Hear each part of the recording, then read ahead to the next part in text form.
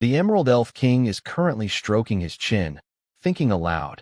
Actually, I wanted to use more AI earlier, but some old-fashioned folks just wouldn't agree. I don't deny there are risks, but if you want stronger compatibility, you have to accept those risks. There's no way to avoid risks and still get everything easily.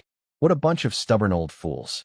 While the Emerald Elf King is cursing, several high-level elf counselors behind him look uncomfortable because they might be included in his insults. After visiting this section, they move on to the next one. That area is even more shocking, with a scene that makes the back of your neck tingle. Inside structures that look like giant insect nests, there are rows of compacted interstellar drones. The dense arrangement makes people feel nervous just looking at it. They almost perfectly fill every inch of space. Anyone paying attention would notice that the design heavily mimics insect technology. This is the bronze insect-type interstellar drone, equipped on our golden sacred beetle class heavy interstellar dreadnought. When we need to fight, we can directly launch these hive-like structures, releasing all the bronze insect drones inside in an instant, Captain Wang Min explained. That's a lot. And they're T6 level. I heard before that in battles against the Shilong Interstellar Empire fleet, you can't expect to control the skies. It seems that's still true now. This is not a carrier starship, just an ordinary interstellar warship. It is surprisingly equipped with many groups of interstellar drones. What is that special device over there? At this moment, someone noticed a large, unique piece of equipment in the distance. It was much bigger than the hive-like storage for the drones. That is our production line for the bronze sacred beetle-style interstellar drones. As long as we have enough resources, our gold sacred beetle-class heavy interstellar battleship can produce the bronze sacred beetle-style drones on its own, explained Commander Wang Min. Produce them ourselves? Are you planning to handle all the work with your gold sacred beetle-class heavy interstellar battleship? Otherwise, how could it store so many drones and also manufacture them by itself? Wondered a high elf senator. On other ships, drones are just consumables. But on this gold sacred beetle-class battleship, these consumables can be produced while fighting. Isn't that impressive? This means that during battle, as long as the ship has enough raw materials or is accompanied by a few supply ships, it can continuously produce drones. This way, it can make up for drone losses during combat. It's like a small drone depot. Further ahead is the control room of our Flight Operations Department, said Commander Wang Min, looking at the Flame Spirit King. Your Majesty, we only brought 100 drone operators this time, but we will train more. It will take about a month to train enough pilots to operate these drones. Hearing the general's words, the high elf senators around showed surprised expressions. They did not expect that the Imperial Dragon Emperor would trust the Flame Spirit King so much, to the point of directly assigning personnel to teach driving skills. Although this is not considered top secret, the fact that they could openly share this skill shows that the Imperial Dragon Emperor and the Flame Spirit King have a close relationship. All right, I will provide all the resources and personnel you need, said the Flame Spirit King calmly. A high-ranking elf counselor raised his hand and asked, Captain, isn't the location of this department supposed to be very secret? Are you sure it's safe to tell me directly without risking leaks? Captain Major Wang Min smiled slightly and explained, we are not worried about that at all. First, the control room of this flight team is completely sealed off during missions. It only communicates with the bridge, and all other needs can be handled inside this room. The walls surrounding this room are made of the highest grade ship armor, very sturdy. Its defense level is on par with the ship's bridge. So, enemies would first need to break into the golden sacred beetle-class heavy interstellar battleship before attacking this room. If they could do that, they could just destroy the entire battleship instead of trying to find a control room for an interstellar drone. After hearing this explanation, everyone suddenly understood. So that's it. Captain Wang Min's explanation makes sense. With this kind of firepower, they could easily take over the bridge. Why bother capturing a control room for an interstellar drone? Then they continued downward. This time, they saw the scene above their heads. Above them, several hanging interstellar missiles appeared. Each missile was very large. Although they stood silently, they gave a very heavy feeling. It was as if huge mountains were pressing down on their heads, making it hard to breathe. Everyone knows the fighting style of the Xianlong Legion fleet. It is a powerful strike using interstellar missile fire coverage. If there is a label for the Qianlong Legion fleet, the first one would definitely be Firepower Fanatic. There are rumors that if you want to challenge the Qianlong Legion fleet, you must first be prepared for their terrifying interstellar missile attacks. These attacks are far beyond the small skirmishes of ordinary civilization fleets. They involve overwhelming waves of interstellar missiles, like a rain of shooting stars. An ordinary interstellar fleet, after enduring such a saturation attack of missiles, would basically lose its fighting ability. Only enemies like the devouring civilization, at a higher level, can still have a chance to fight after facing the Qianlong Legion's missile fire. Lieutenant General, may I ask, does this starship also carry interstellar missiles? A High Elf senator asked curiously. Yes, replied Captain Wang Min calmly. Then, may I ask how many? The High Elf senator probed. This heavy starship of the Golden Sacred Beetle class is equipped with 100 missile launch units, holding 30,000 standard medium-range T-7 interstellar missiles, Captain Wang Min stated openly. These figures are not secret. This Golden Sacred Beetle class heavy starship has appeared several times on the devouring civilization's interstellar battlefield, with multiple recorded encounters. The devouring civilization has already thoroughly studied the weapons equipped on this starship. The Holy Elf Empire also placed undercover spies within the devouring civilization to gather this intelligence, which only took some effort. So, it's better to be honest now and reveal the information directly. This also demonstrates the current military strength of the Qianlong Star Empire. After this surprise, next, in front of this high-level elf, was the display of the heavy starship weaponry on the Golden Sacred Beetle class interstellar fearless ship. This is our electromagnetic energy main cannon equipped on the Golden Sacred Beetle class heavy interstellar fearless ship, using top-tier T6 technology. Whether it reaches T7 level is hard to say. I am not a technology expert in this area. This type of main cannon is installed with 900 units on this ship. It has a medium-range shooting distance. Sometimes it can hit distant targets, but its accuracy and power decrease as the range increases. An automatic high-density close-in defense gun, that's what it's for. I don't need to explain further. Even the strongest starships need to prepare for enemy close-range attacks, including starfighter ships and drones. With this close-in defense gun, the Golden Sacred Beetle class heavy interstellar fearless ship can attack from afar and defend up close. It also threatens starfighter ships and drones. Hearing this, the high-level elf counselors were muttering to themselves. When fighting against your Dragon Squadron fleet, everyone knows there's basically no control of the starry skies. What threats are we talking about? At this moment, Major General Wang Min mentioned, although it's a close-in defense gun, if the enemy starship gets close enough, attacking the ship directly is also a good option. Previously, when two Golden Sacred Beetle class heavy interstellar fearless ships fought against the devouring civilizations, Drought Demon King class heavy strategic interstellar destroyers, they closed in very close for full firepower combat. These close-in defense guns proved useful then. No matter what, these are all weapons above T6 level. Within this effective attack range, even a T3 starship can't stop a single shot from this close-in defense gun. A T4 starship also needs to consider its own strength. Here we have our electromagnetic biological orbital cannon. This is a remote attack ship's main gun, mainly used to make up for the lack of long-range firepower. Do you still think your long-range firepower is insufficient? Are those interstellar missiles just decorations?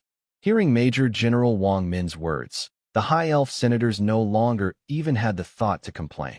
The configuration of this interstellar warship is completely different from theirs. Finally, this is the strongest gun of our Golden Scarab-class heavy interstellar dreadnought, and it might also be the most powerful conventional gun among our Qianlong series interstellar ships. The super flagship models are not included in this. Those are monsters. The biological plasma pulse cannon main gun. Even a T6 class interstellar battleship would struggle to withstand a few shots from this weapon. Remember, our Golden Scarab class heavy interstellar dreadnought doesn't just have one of these super biological plasma pulse cannon main guns. It has three. If these three main guns lock onto a target, unless the enemy has a chain defense matrix shield or is a nearly T7 class interstellar battleship, any battleship that faces it will be destroyed instantly. When Major General Wang Min finished her introduction, She couldn't help but show a proud smile. She had every reason to be proud. The High Elf senators present felt very complicated inside when they heard these figures. Although they didn't want to admit it or believe it, they knew deep down that these were the facts. Because this Golden Scarab-class heavy interstellar dreadnought is not just a mascot.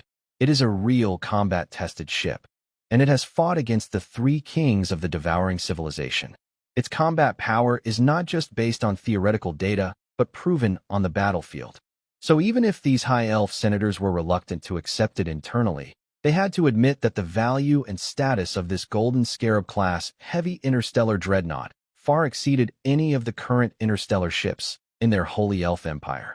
"We have mostly finished discussing the weapons," said Vice Admiral Wang Min, the ship captain, as she led the way.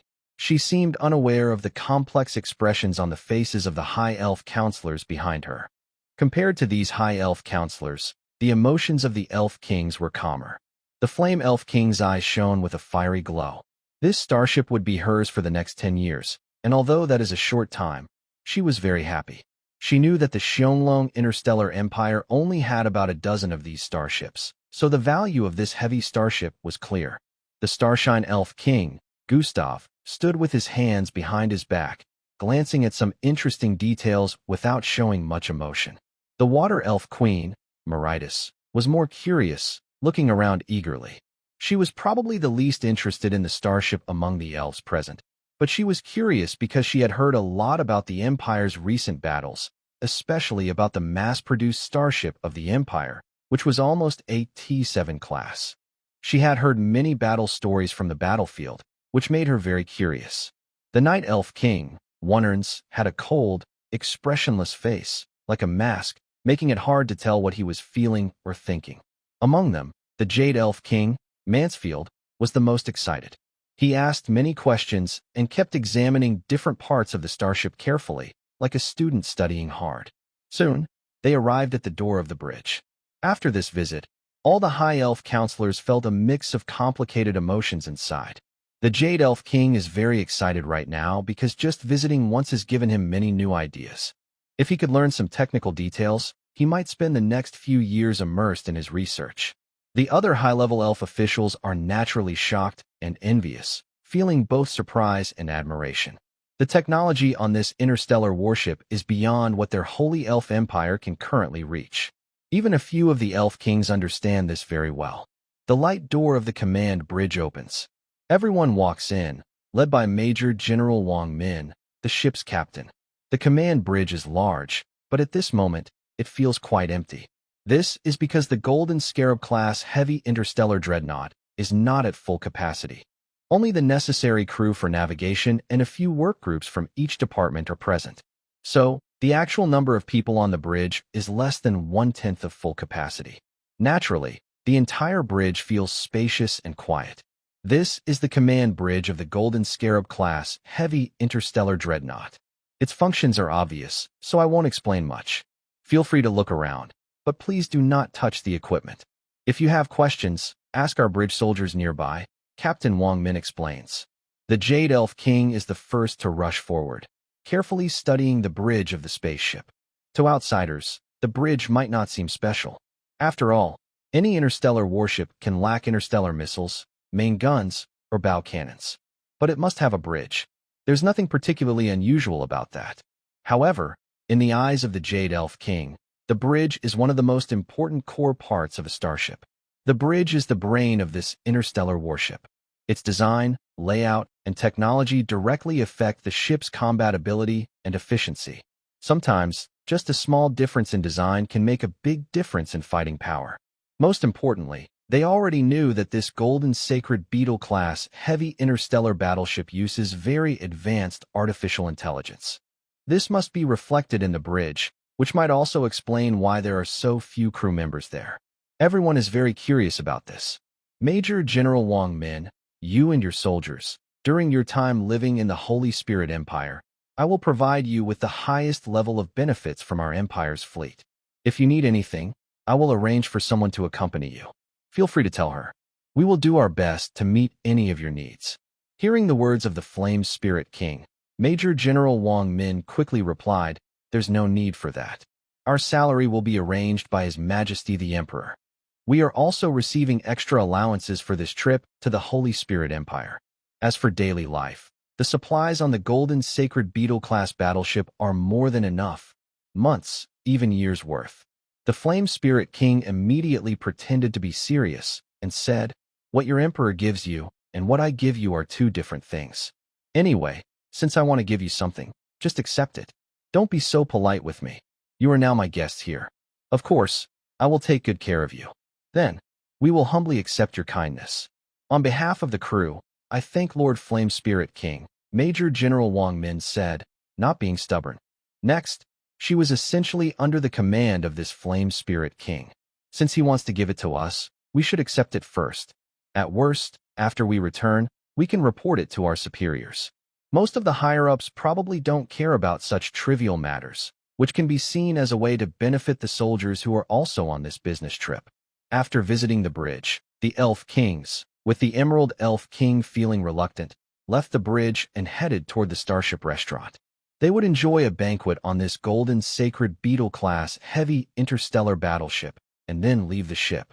At this moment, the Emerald Elf King naturally wouldn't miss such a good opportunity. He clung to the Flame Elf King. "Shaloman, can I stay a little longer on this starship? I want to look around, see everything." The Emerald Elf King looked eagerly at the Flame Elf King, with a ready-to-act expression, showing he was very eager to board the starship. The Flame Elf King shrugged and said calmly, "I only have the right to use this starship. In 10 years, this ship will have to be returned to the Dragon Emperor. If you touch it here and damage it, what will I use to compensate them? This is such a big starship. I just want to look and touch a little. How could I possibly break it? Shaloman, I've helped you a lot before. If you want those advanced starship technologies, I've always prioritized your fleet. This time, I've begged you hard. Can't you satisfy this small request?" The Emerald Elf King looked at him with a "if you don't agree, I'll cry and make a fuss" attitude. The Flame Elf King could see that the Emerald Elf King was willing to do anything to explore the starship's technology. Previously, they didn't allow him to go to the Dragon Star Empire, which was understandable. He endured it and moved on. Now, this Golden Sacred Beetle-class heavy interstellar battleship, which he dreamed of, was right in front of him. If he refused, he simply couldn't accept it.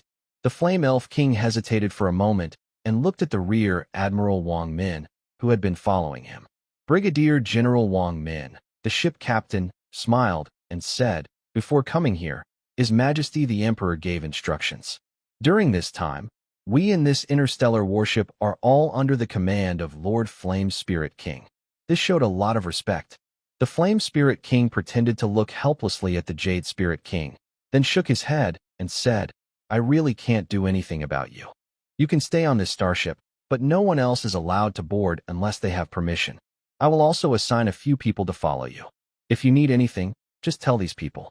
Any information you record must be reviewed by us first, and whether you can go to certain places also requires our approval. If you agree to these conditions, I will allow you to stay here." The Jade Spirit King no longer cared about the conditions. He just wanted to stay and study this starship, so he agreed without hesitation. The Flame Spirit King didn't say anything more. In fact, she granted these permissions to the Jade Spirit King because she had considered many factors. Since the Dragon Emperor didn't interfere and boldly sent this Golden Sacred Beetle-class heavy interstellar battleship, she wasn't worried about their research. It was also a good opportunity for her to do a favor. Moreover, the Jade Spirit King possessed many top-secret technologies of the Holy Spirit Empire, including some that only he knew about and hadn't been revealed yet. She saw this as a chance to learn more about this old guy's secrets. Maybe she would gain something valuable.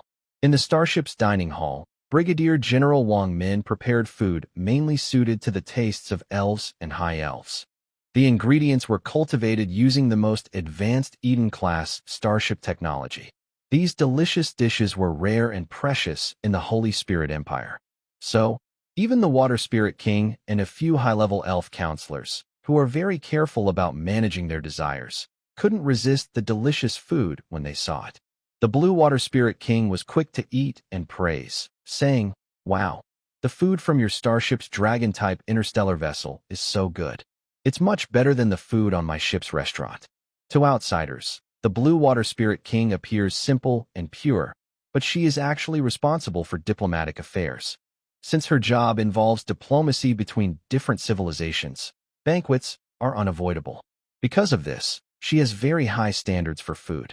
Unlike ordinary elves, she is open to trying foods from other civilizations during diplomatic events, even if they are not plant-based or fruit-based. However, her favorite foods are still the ones she has loved since childhood. When visiting other star civilizations, local hosts naturally consider the elf race's dietary habits to make a good impression. They prepare the food carefully for this purpose. Although the Blue Water Spirit King often says nice words at these events, she doesn't truly think highly of the food. The food there is far inferior to that of the Holy Elf Empire. But the food on this golden sacred beetle-class heavy starship, the interstellar dreadnought, surpasses even that of the Holy Elf Empire by a significant margin. This makes the Blue Water Spirit King start to envy the Flame Elf King in some ways. That is her future starship, meaning she can freely enjoy these delicious dishes. It seems she needs to find time to visit the Flame Elf King in the future. As she enjoys the food before her, she begins to plan in her mind. The usually quiet Kagaya Elf King surprisingly speaks up, directly addressing Commander Wang Min. Commander Wang Min, I don't know if you participated in this battle between the starry empire of the Howling Dragon and the Devouring Civilization. I am the captain of the heavy, interstellar, fearless ship of the Golden Sacred Beetle class, so of course I took part in this world-famous battle. Captain Wang Min smiled as she answered. When she mentioned the battle, she looked proud. Our fleet, the Howling Dragon Legion, was the only one to push back into the Devouring Civilization's home universe twice and seriously damage two of their super flagship fleets, the Three Kings. No one else can claim this achievement. We deserve this pride. Then, what do you think of the Devouring Civilization's fleet in this war? Asked King Wanyans, the Elf King of the Night, who was the most controlled among them, even though the food was delicious. He looked calmly at Captain Wang Min.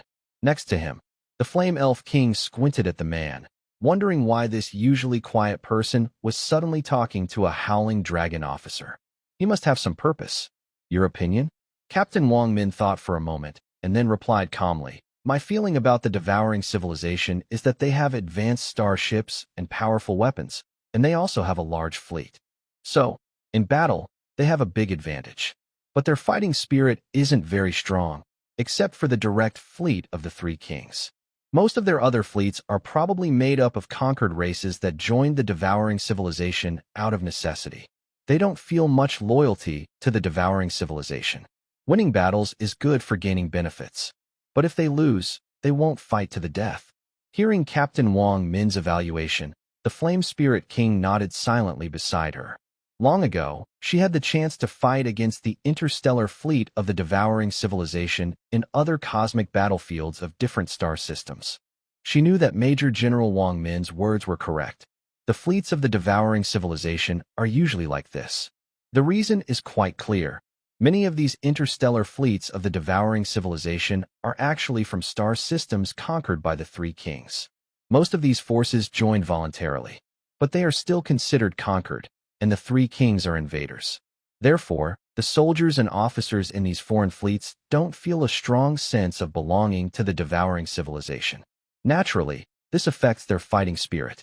If they had only faced easy victories and crushing defeats, it wouldn't be a problem. But when they face setbacks, like this time, being pressed hard by the Xianlong fleet on the battlefield, their weaknesses become obvious. Based on this battle situation, do you think your Xianlong fleet has enough ships? Are you confident you can wipe out all the fleets of the Devouring Civilization and take over their universe? When King Onions, the Flame Spirit King, asked this question, almost everyone present perked up their ears. Even the Water Spirit King, who was enjoying his meal, slowed down noticeably. Major General Wang Min smiled slightly and replied, I'm not the overall commander of the battlefield, so I don't know all the battle data. But based on the information I do have, I believe that our Xianlong fleet has deployed over 6 million starships. And to completely destroy all the fleets of the Devouring Civilization and conquer their entire universe, without counting backup resources, 15 million Xuanlong-class starships should be enough. However, it is well known that our Xiaolong Legion fleet consumes a lot of battle resources during war. This means that the war supplies needed are probably at least 5 times more than what other civilizations' legions require. Major General Wang Min's statement was quite honest. It truly reflected her inner thoughts and was very objective. There are 15 million Xiaolong interstellar warships. After hearing this number, many elven kings and high elf senators were quietly calculating it. They all knew that the Xiaolong interstellar empire and the devouring civilization were in a deadlock. Rumors also said they had sworn to duel. If that's true, it means their next battle won't be far off. So, they all cared a lot about how much military strength the Xiaolong Empire needed to defeat the devouring civilization. I heard that your Xiaolong Emperor made a sworn duel with one of the 3 kings of the devouring civilization, the Black God King. Can I ask what the content of that sworn duel is? Queen Kagaya, the Elf King, asked directly and honestly. They had a rough idea about the sworn duel, mostly from the Flame Elf King. But the Flame Elf King didn't know much either. If the Flame Elf King approached the Xiaolong Emperor to ask, he might learn a lot. However, due to past conflicts and known issues, relations between the Flame Elf King and other Elf Kings were tense. No one felt comfortable asking him to inquire about this matter. Queen Kagaya took this opportunity to directly bring up her question. Major General Wang Min paused briefly, then looked at Queen Kagaya.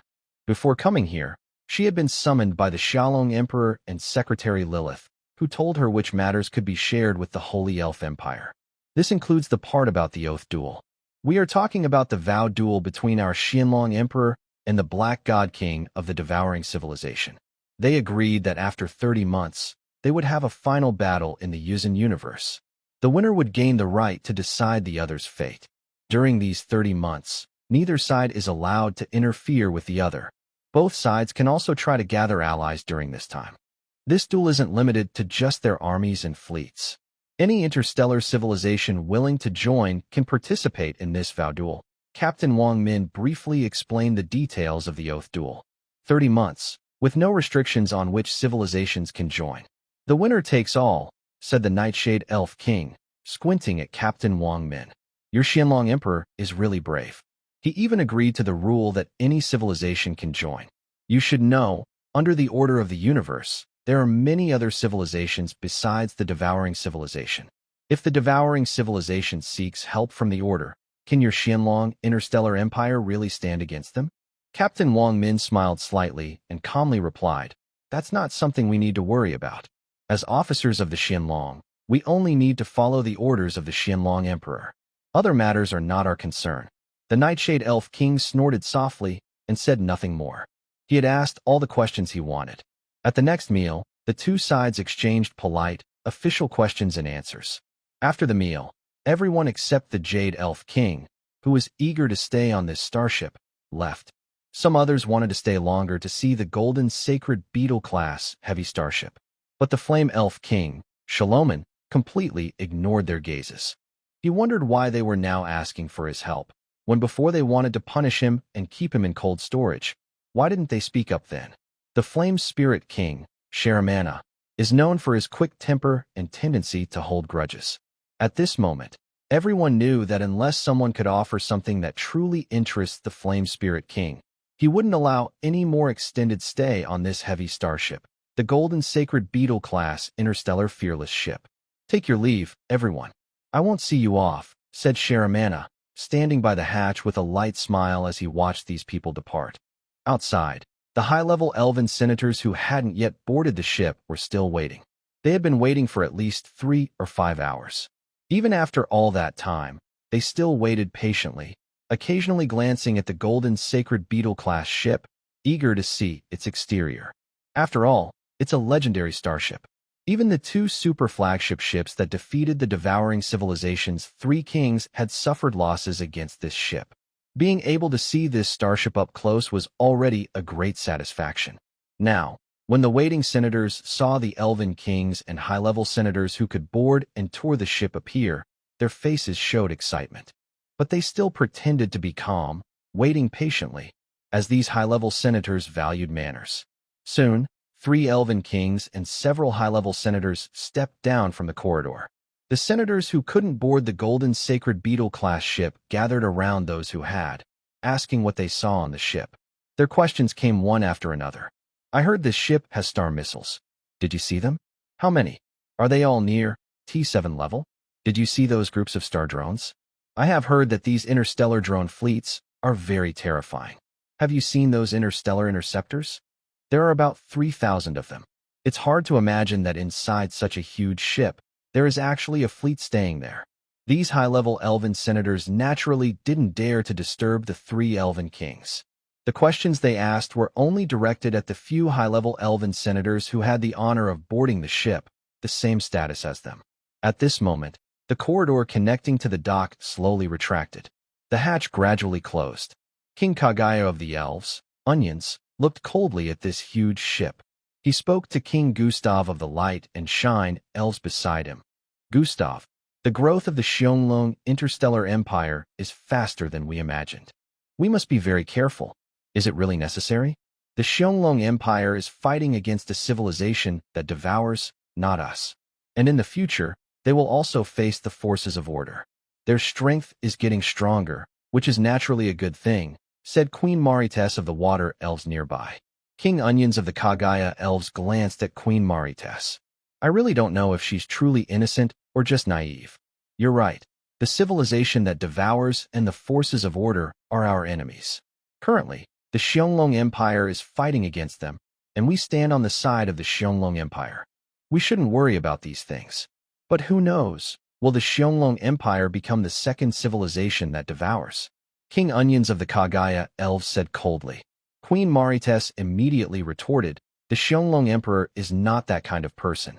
Although I am not as close to him as Saruman is, I have met him a few times. My intuition tells me that this Xiongling Emperor will definitely not become the second civilization that devours. He might not become that, but we must remember that human lifespans have never been very long. Who knows what kind of person will inherit the future Shadow Dragon Interstellar Empire? Or perhaps, when Zhao Qin passes away. At that time, can you guarantee that the Shadow Dragon Interstellar Empire won't threaten the existence of the Holy Elf Empire? This time, King Kaguya Elf Odin's words left Queen of the Blue Water Elves, Marites, speechless. Because his words are indeed reasonable. Queen Marites trusts Zhao Qin, but may not trust Zhao Qin's children or the future leaders of the Shadow Dragon Interstellar Empire. All right, these are future matters. Let's not worry about them too early. Everyone, disperse now. Disperse. Let's put aside the issues with Shaloman for now. This matter should just be let go. Strictly speaking, what Shaloman did is understandable. No matter what, Shaloman still considers the Holy Elf Empire as his main allegiance, and we can be sure of that. King Gustav of the Light Ray Elves said with a smile. King Odin of the Kaguya Elves thought for a moment and said nothing further, quietly leaving. Dealing with King Shaloman of the Flame Elves is indeed no longer feasible. The Shadow Dragon Emperor even sent a heavy starship, a golden sacred beetle-class battleship. Doesn't that show his attitude clearly? If they try to deal with King Shaloman now, it would be like slapping the Shadow Dragon Emperor in the face. They have to consider this carefully. Seeing King Odin of the Kaguya Elves leave silently, everyone understood his stance. Queen Marites of the Blue Water Elves also shrugged and said nothing more. The smile on King Shaloman of the Flame Elves' face disappeared as well. She crossed her arms and snorted coldly. If it weren't for my subordinates reminding me not to get too close to these people, I really wouldn't want to waste words with them. Just now, they kept giving me strange looks. I wonder what they are thinking. When they wanted to judge me before, they all stopped talking. Now that they see I have benefits here, they all come forward. Why didn't I notice how fake these people are before? Fire Spirit King Saruman spoke openly about this, not hiding anything from General Wang Min. Saruman looked at General Wang Min and said, Captain Wang, I hope you don't mind. That's just my nature. In front of us, I don't like to pretend or hide things. General Wang Min smiled slightly and replied, Before I came here, His Majesty the Emperor talked to me about the Spirit King. He told me about your temper, so I can speak frankly with you. Hee, Your Majesty is like that with me too. We can speak directly. I don't like it when there's a fake front in public and a different attitude in private. Saruman waved his hand and said, There's no need for a captain's room. Just arrange a deputy captain's room for me. I can't come here and take your place. This starship still belongs to your star empire. I understand that the appearance of this golden beetle-class heavy starship is because your emperor wants to show face and return a favor. Although he said this, General Wang Min could see from Sherman's eyes that she loved this starship. After all, she is a war-loving elf queen, a battlefield commander, and a fleet leader. Such a person would naturally be interested in an advanced and powerful interstellar battleship. Your Majesty asked me to pass along a message. Although this golden sacred Beetle-class heavy interstellar dreadnought is only rented to you for 10 years, once we defeat the Order, I am willing to give you one as a gift, said Commander Wang Min with a smile. Give me one. Flame Elf King Shalomon's eyes lit up, but he quickly pouted and said, that sounds nice. If it's just about defeating the devouring civilization, I still have some hope. But defeating a true T7 level order? I don't know if I will see that in my lifetime. For a long time, all the previous elf kings of the Holy Elf Empire had a deep belief that the Order was very hard to defeat. Even King Shalomon, who was a stubborn elf, thought there was some hope in defeating the devouring civilization. But defeating the Order? He believed that was just a dream. I believe in our Dragon Emperor, Commander Wang Min said firmly. Seeing Wang Min's unwavering expression, Shalomon felt as if the entire Dragon Legion fleet trusted the Dragon Emperor without question. Shalomon smiled and patted Wang Min on the shoulder. All right, I'll wait for good news from you. If you really manage to defeat the Order, I will treat all officers and soldiers of the Dragon Legion fleet to 3 days and nights of feasting. I'll pay for everything. Hearing this, Wang Min smiled and joked, I'll be sure to tell our emperor about your words. Shalomon was momentarily stunned, then waved his hand and said, all right, take note of that. I'm different from those guys. I, Shalomon, always keep my word. Wang Min didn't press further on this matter. Tell me, what else does your Emperor Dragon Sovereign want me to know? The Flame Elf King Shalomon asked calmly.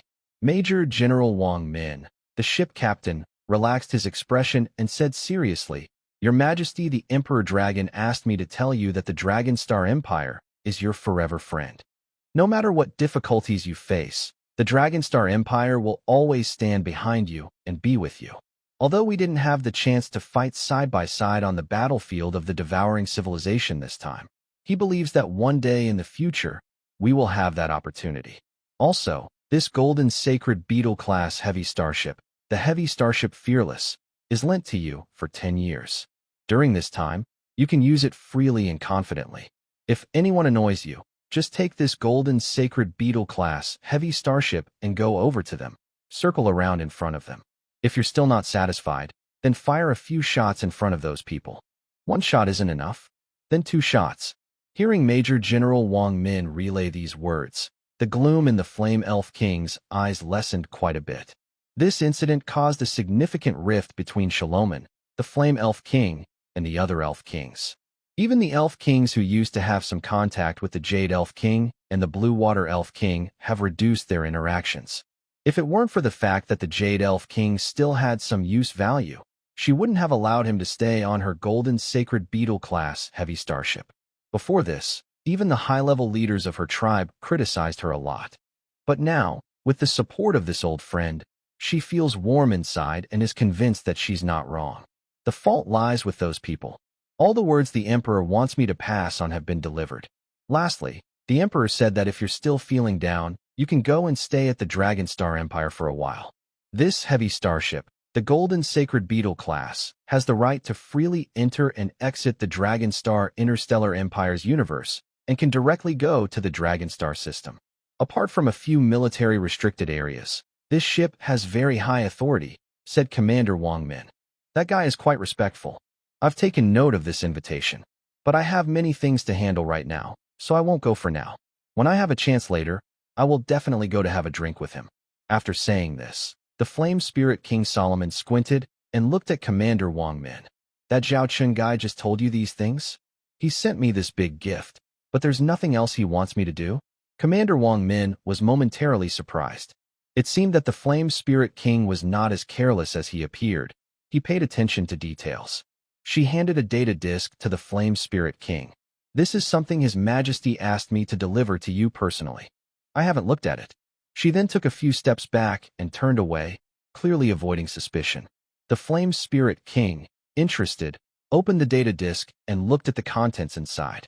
About 10 minutes later, the Flame Spirit King placed his hand on Commander Wang Min's shoulder. "I've finished reading. You should have a way to contact His Majesty, right?" asked the Flame Spirit King. "Is there anything you want me to pass on? I can deliver messages for you. If there's confidential information, you can record it on a data disk like this, and I will have someone deliver it to His Majesty," said Commander Wang Min. The Flame Spirit King thought for a moment, and then said, "Just tell that guy this. As for the technological issues, I will try to find a way, but I can't guarantee success. He might need to pay a price. As for that matter, I won't take a stand, but I won't interfere either. If he wants to do it, let him." "All right. I will have someone pass this message to the Emperor," said Major General Wang Min, the ship captain. The Flame Spirit King nodded. Major General Wang Min paused and said, "We've finished discussing the Emperor's matters. Now, let's talk about the follow-up arrangements for this Golden Sacred Beetle-class heavy interstellar fearless ship. As previously mentioned, we only brought the necessary crew members on this ship. We will need to train your crew later, and we won't stay here permanently. Therefore, you need to provide the personnel, and we will be responsible for their training." The Flame Spirit King recalled this matter. "How many people do you need?" "In the standard mode of the starship, we need 10,000 people," answered Major General Wang Min. 10,000? That's surprisingly few. I will have someone contact you, and you will receive a list of 3 million officers and soldiers. You can select the suitable ones from this list. No matter what their previous roles were, once you recruit them, they will follow your orders completely. If anyone disobeys, you can handle them as you see fit. On this starship, you are essentially me. Here is my token, you can hold it.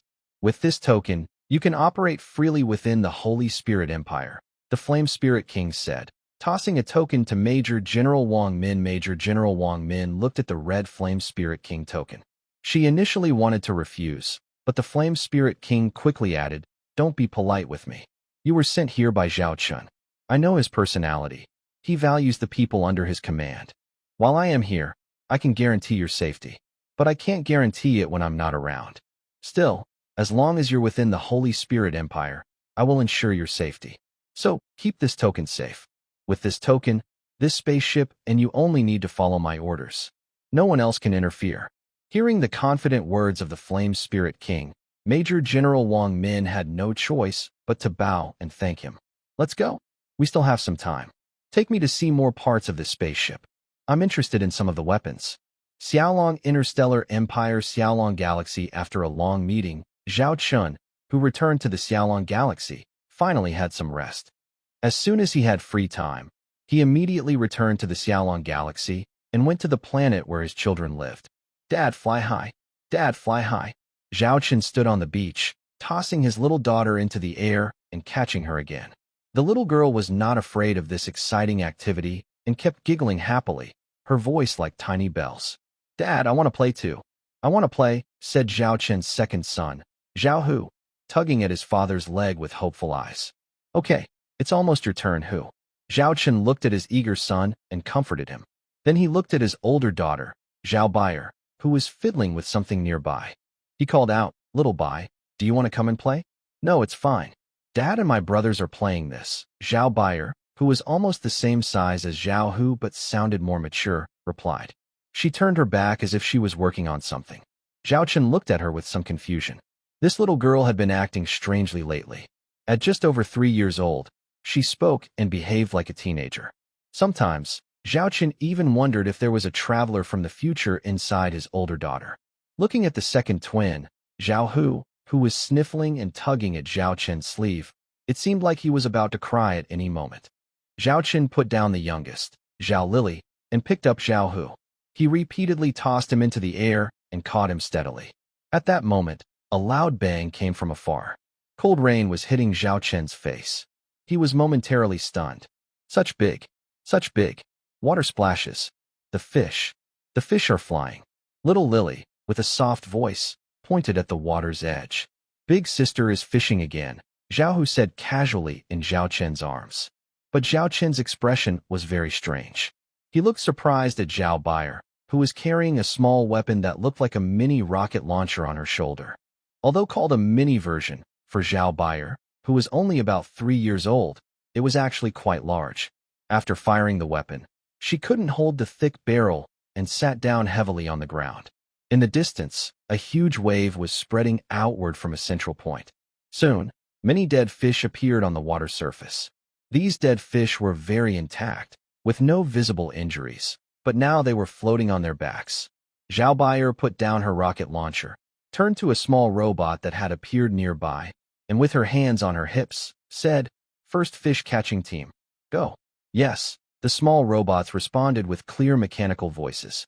They floated up and flew toward the explosion area, catching the dead fish one by one and tossing them to Zhao Baier. The process was very quick.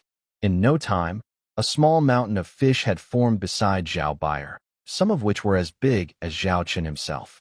Zhao Chun swallowed hard, put Zhao Hu on the ground, and walked over to Zhao Baier. "Zhao Bai, what are you doing?" Zhao Bear discovered her father approaching. She blinked her big, watery eyes and said, "Fish explosion. Where did you get this rocket launcher?" Zhao Chun asked with a gentle smile, but he was already thinking about questioning the people who brought the children. How could they let children handle such dangerous weapons? "I made it myself." But Zhao Bear's words made Zhao Chun freeze instantly. At that moment, a group of people hurried over, all dressed in uniform-made outfits. They were the maids of Zhao Chin's 3 children. These women were all chosen by Charlotte and Lilith, and they were completely trustworthy.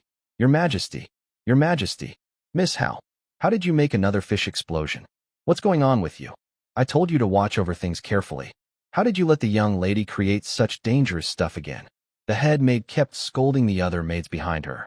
Wait a minute. Can someone explain to me what this is? How is this possible? Just now, Xiao Bai said she made this rocket launcher herself? Zhao Chen looked confused. The head maid came over, sweat already forming on her forehead. "This is my fault.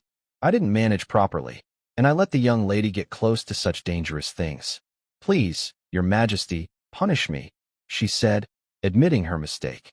At this moment, Zhao Bear also noticed something was wrong. She looked at Zhao Chen eagerly and asked, "Dad, did I do something wrong?" "Xiao Bai didn't do anything wrong. Dad is just curious about how you made this thing." Zhao Chun pointed at the rocket launcher. "It's very simple. First, find the parts, then draw a diagram," Zhao Bear said, pointing to her handheld device. Suddenly, a sketch appeared on the screen, and this sketch was exactly of the rocket launcher. Zhao Bear also spoke very seriously about these things, which didn't seem like something a 3-year-old girl would do. "White used to be able to get this rocket launcher easily, but after I used it once, the maid sister didn't want me to touch it anymore, saying it was dangerous. So, White had to make one herself," she said, turning her back as if she were a child who had made a mistake. Zhao Chen looked confused. He looked at the head maid next to him with surprise. The head maid nodded and quietly explained to Zhao Chen. One day, the young lady somehow sneaked into the weapon room and took out this rocket launcher. She then brought it to the beach, just like today, and fired a shot at the sea. At that time, the weapon room had a password for the safety of the young lady and young master, but we don't know how she managed to crack it. After that, we added more staff to the weapon room. This time, we didn't expect the young lady to assemble a rocket launcher herself. But this is still our fault. Please, Your Majesty, punish us. All right, don't always talk about punishment, Zhao Chen said, understanding what had happened. He crouched beside Zhao Bear and gently asked, "Little White, tell Daddy, why do you like playing with this stuff? Does my daughter have some kind of aggressive tendency? If so, I need to discipline her more. Sigh, maybe I haven't spent enough time with my child, which caused her emotional needs to be unmet." Zhao Chen started to look for reasons in himself. But Zhao Bear's next answer was something Zhao Chen never expected. "Because I want to eat fish." That explanation seemed to make sense, but Zhao Chen felt something was a bit off. "Who taught you to fry fish with this thing?" Zhao Chen pointed to the nearby rocket launcher. "This rocket launcher, let alone for fishing, is more than enough to be used as a personal weapon on the battlefield. A child just over 3 years old is carrying this thing and saying he's fishing with it. It sounds very unbelievable. Yeah, using this to fish is quick. One blast, and you can catch many fish," Zhao Baier said, spreading her arms to show the power of the explosion. Zhao Chen's brow furrowed even more. "Wait, I think I missed something important. Wait, if you want to eat fish, why don't your sisters cook some for you?" Zhao Chen asked, voicing his long-held doubt. Zhao Baier blinked and softly said, "Because Annie's sister said, The best food is the one you catch and cook yourself. Zhao Chen felt his breath catch. He never expected that the person he hadn't contacted in a while would appear before him in this way. Annie told you? Could it be that she also taught you how to make this rocket launcher? Zhao Chen's fists unconsciously clenched tighter. Zhao Baier didn't notice her father's changing mood at all. She nodded obediently and said softly, yes. Annie's sister said fishing is too slow. You only catch one fish at a time, which isn't enough. It's faster to fry fish. She also taught me not to use high-explosive bombs, but to use bombs with shock waves. Launching these shells can hurt the fish as little as possible and maximize the impact area. She even gave me a full set of design drawings. I studied for a month and finally built the first one. The effect is really good. After saying this, Zhao Baier seemed to realize something and looked at her father cautiously, like a child who had made a mistake. She softly asked, Dad, is Little White upset?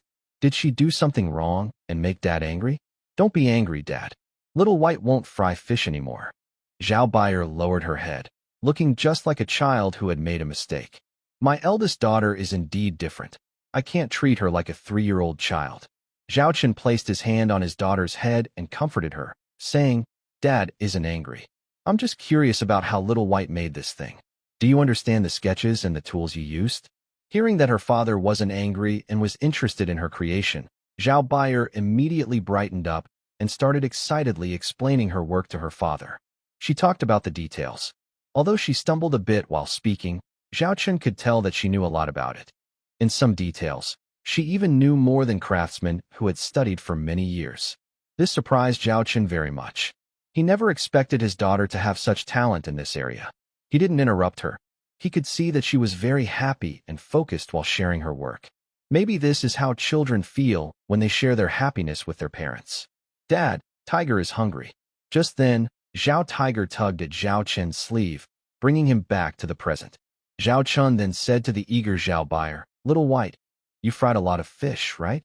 How about we grill some fish and chat while we eat? Zhao Baier nodded happily and then said, Dad, Little White can grill fish. Today, can Dad try the fish I grilled? Zhao Chun was surprised again. His daughter even knew how to grill fish. She pressed a few buttons on her device, ready to start. A drone robot flew out from the mountain villa on the distant hilltop. It landed steadily in front of Zhao Chun and Zhao Baier and automatically unfolded itself. At this moment, Zhao Chun realized that this drone robot was actually a storage robot. Inside it, there was a complete barbecue set, including a grill and various barbecue tools. These were all sent to me by Sister Annie, Zhao Baier said seriously, with her hands on her hips. Sister Annie said that to cook delicious food, you need the best cooking tools. Only then can you make the tastiest dishes. Zhao Chen smiled and nodded, thinking to himself about the name Annie. Good, good, good. So, Annie, it's you again. By now, Zhao Baier was already skilled at barbecuing. She quickly cleaned the fish she had fried earlier and placed it on the grill. Her skill was so good that even a seasoned chef with 10 years of experience wouldn't be surprised. But who would believe that this was just a little girl of about 3 years old? Watching this scene, Zhao Chen couldn't help but find it amusing. He thought, this must be something you taught her. And it was clear that the barbecue set was specially made for Zhao Baier. Its height could be adjusted freely, making it very convenient for a child of just over 3 years old. Once again, Zhao Chen thought about Annie. This was probably the time he thought about Annie the most. Time slowly passed. The smell of grilled fish began to spread across the beach. Zhao Hu and Zhao Lily, the two children, clearly had their taste buds excited. Their big, watery eyes watched their sister Zhao Baier carefully. Soon, the first skewer of grilled fish was ready. But Zhao Baier handed the grilled fish to Zhao Chun and looked seriously at her younger brother and sister. She said, Dad has been working very hard. This first skewer is naturally for Dad. Your sister is now grilling some for you. Would that be okay? From Zhao Hu and Zhao Lily's eyes, you can see they want to eat. But they still obediently nod, letting Dad have the first skewer. Zhao Chen looks at his sensible children and then at the grilled fish in his hand. Dad, this first skewer is for you. You must not share it with your brothers and sisters. They will be ready very soon. Zhao Baier seems to see through his father's thoughts and speaks. Seeing this, Zhao Chen can't say anything more and begins to enjoy the food his eldest daughter prepared for him. Honestly, when he took the first bite, Zhao Chun didn't taste much, but he believes this is the best food he's ever eaten in his life. Nothing compares, not for any reason, but because his daughter made it for him. Soon, 2 moons slowly rise, and stars fill the sky. A campfire appears on the beach. Zhao Hu and Zhao Lily are both touching their round bellies, lying on the ground, sleeping soundly. These 2 children clearly eat more and sleep more than others their age. Although Zhao Chun learned early from the doctor that his children are a bit different from others. Maybe because he underwent genetic modification, even his descendants inherit some of these traits. So, whether physically or in intelligence, they are far above normal children. Although he knew this early on, neither Zhao Chun nor Charlotte Lilith had the idea to raise these children differently. Their approach to parenting is very similar. They believe children should enjoy their childhood at the right age for play. What is the purpose of building this interstellar empire? Isn't it to let their children live freely and happily in a world of their own? Since that's the case, why let children mature too early or be exposed to things they shouldn't encounter at their age? Zhao Chun looked at Zhao Baier, who was also sleeping soundly nearby. Her face was full of joy, showing she was very happy. Today, she showed her abilities and her work in front of her father. She also made her father taste the food she cooked herself. That made her very happy. She ate a lot of the grilled fish tonight. Next to her, there was a large fishbone skeleton, almost as tall as a person. Zhao Chun stood up, opened his handheld device, and started recording these children's sleeping faces. When he took a picture of his eldest daughter, Zhao Baier, he looked at the photo. Next to her was a fishbone skeleton about the same size as her. This scene looked quite funny. Zhao Chun couldn't help but laugh. But then, thinking about his 3-year-old daughter carrying a rocket launcher to blow up fish earlier that day, a few dark lines appeared on his face, showing his worry. He realized that the person responsible for all this was someone he needed to talk to seriously. If she kept letting his eldest daughter get involved in such things, who knew what dangerous stuff she might do in the future? Today she used a rocket launcher to blow up fish, but tomorrow she might dare to pilot a battle mech. Seeing a 3-year-old controlling a battle mech was just too incredible. Zhao Chun couldn't even imagine it. While working in his office on today's matters, Zhao Chun knew that although he was on vacation, he still had to take some time each day to handle the affairs of the empire. After all, the Dragonstar Empire had grown so much that there were too many things to deal with every day. He wanted to be a hands-off boss, but that wasn't so easy. While Zhao Chun was handling matters, he saw a shuttle slowly landing outside the mountaintop house. Seeing the shuttle, a small smile appeared on Zhao Chun's face. On the landing pad inside the yard, the shuttle landed smoothly and accurately. The hatch of the shuttle opened, and a lively figure jumped out, carrying a large backpack behind her that was twice her size. I really don't understand how she, being so small, can carry such a big backpack. She looked around, stretched lazily, and then dropped the backpack behind her. The huge backpack landed gently, without the heavy thud one might expect, suggesting it might contain some advanced technology. Then she shouted towards the mountaintop house, "Xiao Bai, Xiao Hu, Lily, teacher is here." As she called out, 3 children immediately came out of the house. These children clearly welcomed her arrival very happily. Big Sister Annie, did you bring us any gifts? Big Sister Annie, we missed you so much. 2 of the children immediately clung to Annie, acting like ornaments. As the older sister, Zhao Baier was a bit more reserved, just standing in front of Annie and holding her hand. But it was obvious she was also very happy to see Annie. All 3 children liked Annie very much. All right, don't cling to me so much. If you keep hanging on me, how can I give you gifts? Annie said to the children. Hearing this, the 2 children let go and jumped down from Annie, and Zhao Baier also released her grip. Then Annie opened the large backpack on her back and started searching inside. You didn't say you liked battle mechs, but your sister hasn't let you play with them. This mech wristband is very discreet and uses the most advanced technology. When you're not using it, it looks like a normal wristband. When you want to use it, just activate it, and it will cover your body with a layer of armor. Because it's portable, it's a lightweight personal mech. Its combat power isn't as good as those interstellar battle mechs, but it has a rocket launcher. The power of its shots is comparable to a main gun of AT-2 class interstellar battleship. Its armor is so strong that normal weapons can't harm it at all. when you fully activate and wear it. Even if you're standing in front of a T2 class battleship's main gun, you won't get hurt. It can also fly at low altitude, reaching speeds of Mach 3. Compared to interstellar ships or shuttles, it's not that impressive.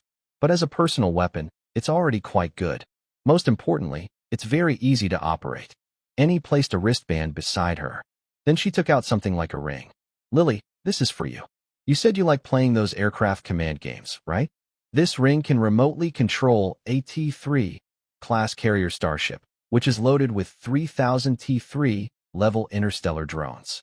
Without signal interference, even across several star systems, you can command this carrier starship in battle. It also has a real-time video transmission system, so you can see what's outside the ship. That way, you can enjoy controlling the drones without being noticed. Isn't that great? Annie continued to take out a small backpack from her bag. She placed it on the ground, hands on her hips, looking tired and out of breath. It was clear that this small backpack was very heavy, and it didn't have any special technology to make it lighter. White, this is for you. You said before that you wanted to build a spaceship for space battles. Aren't some of your key materials running low? The materials inside this backpack are just right to meet your needs. Don't underestimate its size. Just so you know, these materials are very special. If you follow the process and add some chemicals, they will expand. For example, a tiny piece the size of a finger can turn into enough material to build a small mountain. And these materials are very good.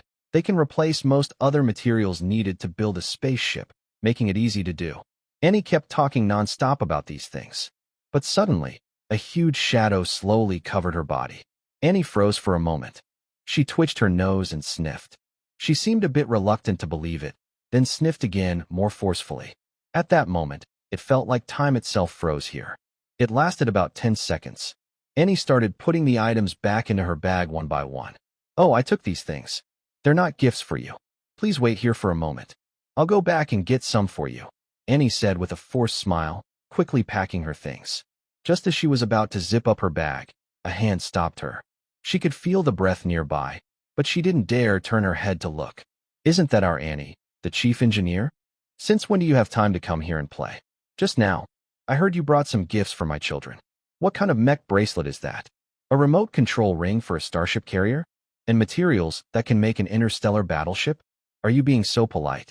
As a father, I really should thank you properly, shouldn't I? Zhao Qin's last words almost came out through gritted teeth. At this moment, Annie's forehead was already covered in sweat. If there was a crack on the ground now, she would definitely crawl into it. She is now very regretful, wondering why she came here today. And why she happened to run into this guy. I don't know. Maybe I took a wrong turn. Yes, I just took a wrong turn. Annie dared not look at the person beside her. It was as if the person next to her was a demon. If she turned her head and made eye contact, she felt she would be doomed. But in the next second, someone grabbed her chin, forcefully turning her head little by little. Annie's jaw was secretly tensing, unwilling to turn around. But Annie's strength was no match for Zhao Qin's. Her head was forcibly turned around. Zhao Qin looked at Annie, who had turned to face him. Why say faced him instead of made eye contact? Because Annie had already closed her eyes. It was as if she was saying, I can't see you, and you can't see me. Open your eyes, or I'll call your sister Nana, Zhao Qin said directly, mentioning Annie's sister Nana. Now Zhao Qin realized that Nana had unknowingly become Annie's nemesis. Because every time Zhao Qin punished Annie, he mostly just scolded her. But if Nana, her younger sister, saw Annie slacking off or doing something wrong, she would really take action. Zhao Qin had heard about one thing before. When they were working, since it wasn't very busy, Annie's work could be completed within the set time. So, Annie started to slack off in a playful way. She was sitting in a chair, working with her feet, while holding snacks in her hands. Nana saw this scene clearly. At that moment, a loud scream came from Annie's office. Nana's work style is very different from Annie's. Annie only aims to finish her tasks within the set time. But Nana believes that working for the Star Dragon Interstellar Empire and the Star Dragon Emperor is a great honor, so she dedicates herself fully. She thinks there's no room for slacking off. Nana dislikes her sister Annie's attitude towards work. Not only Nana, but Annie and their parents also share this opinion. So, Nana feels like she has a special authority and always steps in forcefully whenever she catches Annie slacking. She also sets some secret rules for Annie. For example, she requires Annie to finish her assigned tasks at least 30% earlier than the deadline. If not, she is considered unqualified. Any extra 30% of time should be used diligently. This makes Annie avoid her sister Nana, fearing she might encounter her killer sister again.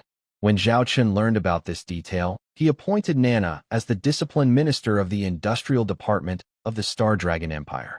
This position was created specifically for Nana and also for Annie. The discipline minister oversees the work discipline of everyone from the chief engineer down to the craftsman. Having Nana manage Annie makes sense. This worsened Annie's fear of her sister. At this moment, Zhao Chun's secret weapon, Nana, proved very effective. Annie immediately opened her eyes wide. She looked directly at Zhao Chun. Annie then showed a surprised smile and said, "Oh my, Your Majesty, what are you doing here? Long time no see. I hope you are well. I was planning to have a nice talk with you, but I didn't expect you to come to me instead." Zhao Chun released Annie's chin and placed his hand on her shoulder. He showed a friendly attitude like a boss meeting a subordinate. "Is this about work?" Annie then used her acting skills, blinking her big, watery eyes at Zhao Chun and changing the subject. "Of course not." Zhao Chun kept smiling and looked at the backpack Annie had just taken out with the gift. "Those things earlier. I took them by mistake." "I was wrong," Annie quickly explained. But Zhao Chun simply opened the backpack and took out the 3 gifts, giving each to the children one by one. He said, "These gifts are meant to be given, not taken back." Seeing the 3 children happily holding their gifts, Zhao Chun smiled and said, "You've all received your presents. Now I want to talk to your sister Annie about work. Please go play over there for a while." "Okay." The 3 children nodded obediently. Children aren't familiar with the gifts. "I should help them open theirs," Annie said, about to follow. But she only took a few steps before suddenly floating up. Zhao Chun's hand grabbed her collar and lifted her up. Annie looked up at Zhao Chun like a little chick. "Let's have a proper talk," Zhao Chun said, then took Annie to a nearby meeting room. He threw Annie inside and followed, closing the door firmly. Annie sat timidly on the corner sofa, like a child who had done something wrong, waiting for a scolding. "What would you like to drink?" Zhao Chun asked, pointing to the drinks nearby. "I want to drink Lakri Star's Lakri tea, with 3 parts sugar and maybe a little more." As Annie was speaking, she noticed Zhao Chun's unfriendly gaze. She immediately said honestly, "Just plain water." "I can drink plain water." Zhao Chun placed a glass of plain water in front of Annie. "Let's talk." Zhao Chun sat across from Annie. Annie took a deep breath, as if gathering her courage, and said, "Your Majesty, I know I was wrong. I shouldn't have let the 3 children play with such dangerous tools. I promise I won't do it again." Zhao Chun looked at Annie and said, "You set safety protocols on those toys, right? And you also arranged safety monitoring robots around them?" Annie was stunned. She didn't expect Zhao Chun to ask about these things first. She nodded blankly. "When did you realize Xiao Bai had a talent for making things?"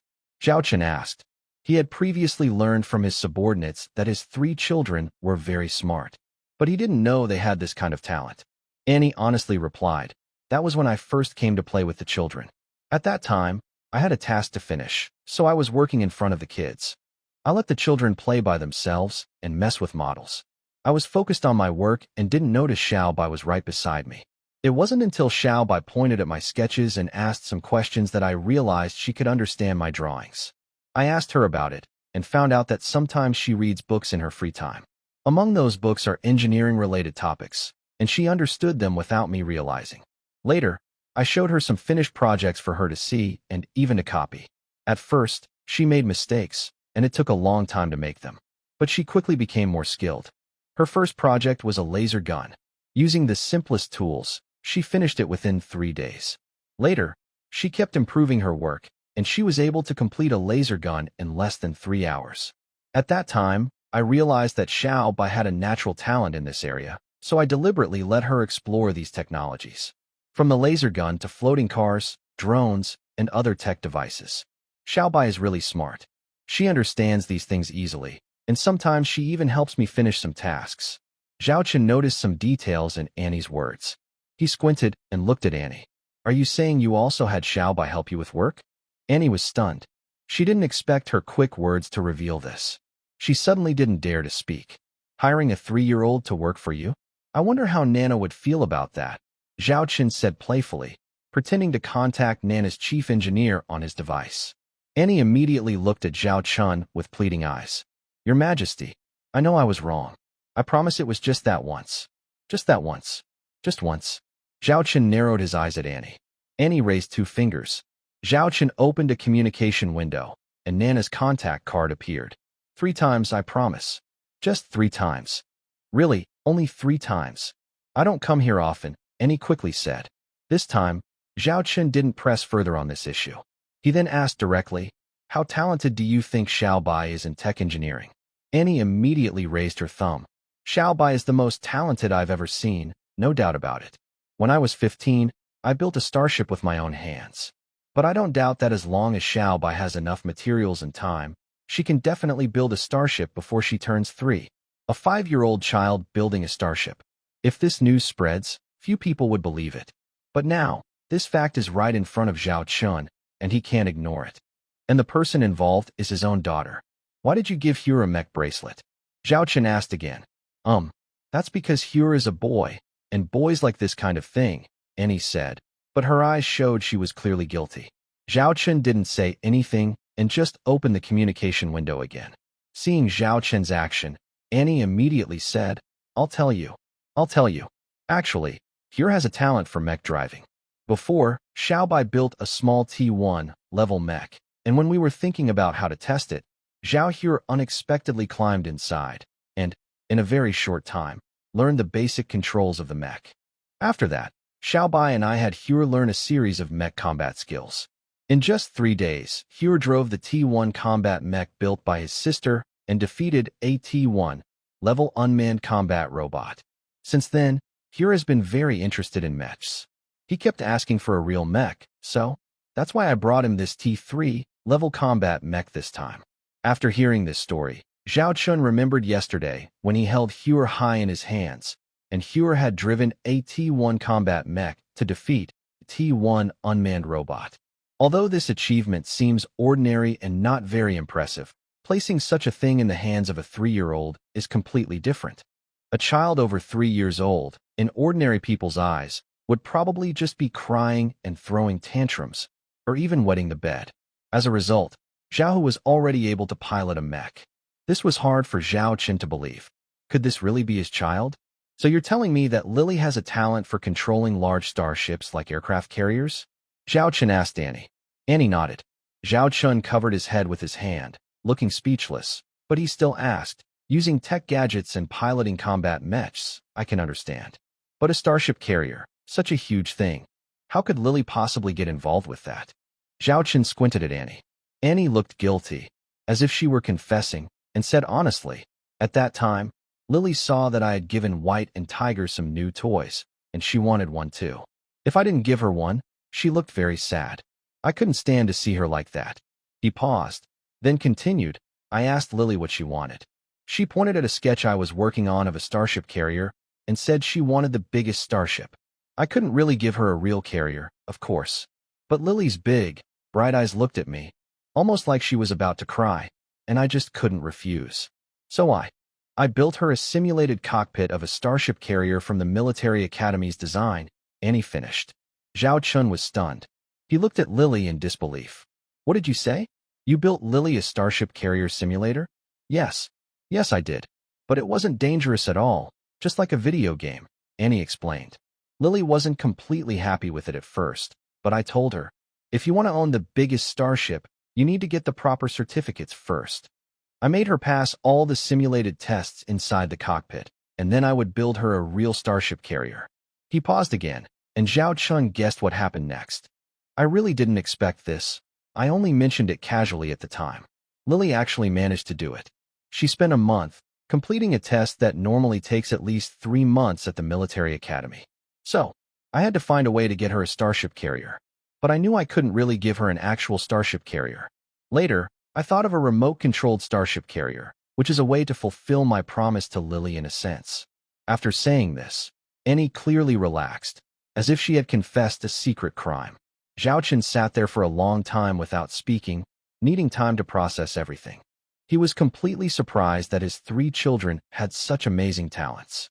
They could craft various tech gadgets, pilot battle suits, and command starship carriers. Any of these skills might seem normal for others, but for children around 3 years old, it sounds like a fairy tale. I know these things are too early for the children to touch, Annie whispered. I'll explain to them and make sure to take back all these dangerous items. Zhao Chen looked at Annie. Did I say they shouldn't play with these things? Annie was a bit surprised and looked at Zhao Chen. I know you've left safety measures in place for these items, so the children are safe, Zhao Chen said. Annie nodded heavily. She wasn't naive. She knew that if children played with these things, safety had to be considered. That's why she had set up safety measures early on, including the rocket launcher that Xiao Bai assembled later. In fact, a safety mini-program was set up on Xiao Bai's handheld device. If the mini-program detects that Xiao Bai's actions might threaten her own safety or others, a backdoor program will activate. Its priority is to ensure Xiao Bai's safety and prevent her from firing the rocket launcher. This is also why Zhao Chen isn't really that angry, because Annie has thought carefully about this aspect. I knew our emperor wouldn't be narrow-minded. These 3 are the heirs of our starry dragon interstellar empire, your children. They are definitely extraordinary. Handling starship construction, piloting battle suits, commanding carriers, these are all small matters. Annie immediately starts flattering Zhao Chen. Zhao Chen glances at Annie, clearly seeing through her little scheme. He says, you can let these 3 children get involved in this area, but their safety must come first. That's a must. And from now on, you need to report any related matters to me immediately. So I'll be like a babysitter. Annie pauses, saying, I have my own work to do. When you came over earlier, why didn't you think about these things? Zhao Chen rolls his eyes at Annie without holding back. Your main job is to ensure it gets done. You also need to be responsible for this area. Of course, you can assign trusted people to work here, specifically to handle these matters. Zhao Chen arranged Annie's future responsibilities. Since they've now discovered that the 3 children have talent and interest in this area, Zhao Chen naturally sees no reason to stop them. He's not the kind of parent who only protects children without understanding. And the 3 children also seem very enthusiastic about this field. And Annie made a very reasonable point about the future succession of the Xianglong Interstellar Empire. Actually, Zhao Chen once had a deep conversation with Charlotte and Lilith about this issue. After all, history shows that such things have happened before, brothers and sisters fighting each other for the throne. Zhao Chen naturally hopes that such things won't happen to his children. So, he discussed this openly with Charlotte and Lilith, focusing on the future inheritance of the empire. Charlotte and Lilith's attitudes are quite straightforward. They don't mind who inherits the throne, as long as Zhao Chen makes the decisions. Although Zhao Chen shows them great respect, which makes them more confident around him, they are still somewhat conservative about traditional matters, like the transfer of royal power. In their view, the establishment of the Xianglong Empire was entirely thanks to Zhao Chen. Therefore, who Zhao Chen chooses to pass things to is entirely his own decision. As Zhao Chen's women, they have no objections. This kind of answer clearly aligns with Zhao Chen's wishes. It essentially leaves the decision back to him. Zhao Chen then shared his own thoughts directly. He believes that professionals should handle professional matters. So he doesn't talk about things like the eldest son inheriting everything. His idea is that before these 3 children reach adulthood, they should be free to develop as they wish. Except for breaking laws or violating morals, he won't interfere with their choices. They can pursue their hobbies and interests freely. If they just want to enjoy life or live peacefully, Zhao Chen won't stop them. Currently, with the strength and territory of the Xianglong Interstellar Empire, it is completely possible to fulfill the small wishes of children. The foundation laid by the parents is more than enough for them to enjoy for thousands of generations. Returning to the previous topic, regarding the future succession of the Xianglong Interstellar Empire. If possible, the priority would naturally be to choose from Zhao Chen's children. For example, if someone shows interest in military or government management, that person would be considered first, and then they could be trained accordingly. Later, a dedicated management team could be set up for him or her. While it might not create a lasting empire for thousands of years, enjoying a few thousand years of peace should be feasible. So, for now, Zhao Chen, Lilith, Charlotte, and others are not in a hurry, but are waiting for these children to decide their own future paths. Zhao Qin never expected that by the time these three children were under 3 years old, they would already show remarkable interest in certain areas. First, Zhao Bayer showed interest in technology and manufacturing. In the future, she could be trained in this direction. Whether now or in the future, starship military technology is very important for an interstellar empire. If there is no suitable heir in the future, Zhao Bayer, who has expertise in military technology, would be a good candidate. After all, an heir with military technology skills might not be good at managing the empire, but her technological knowledge would at least ensure her respected position during her time in power.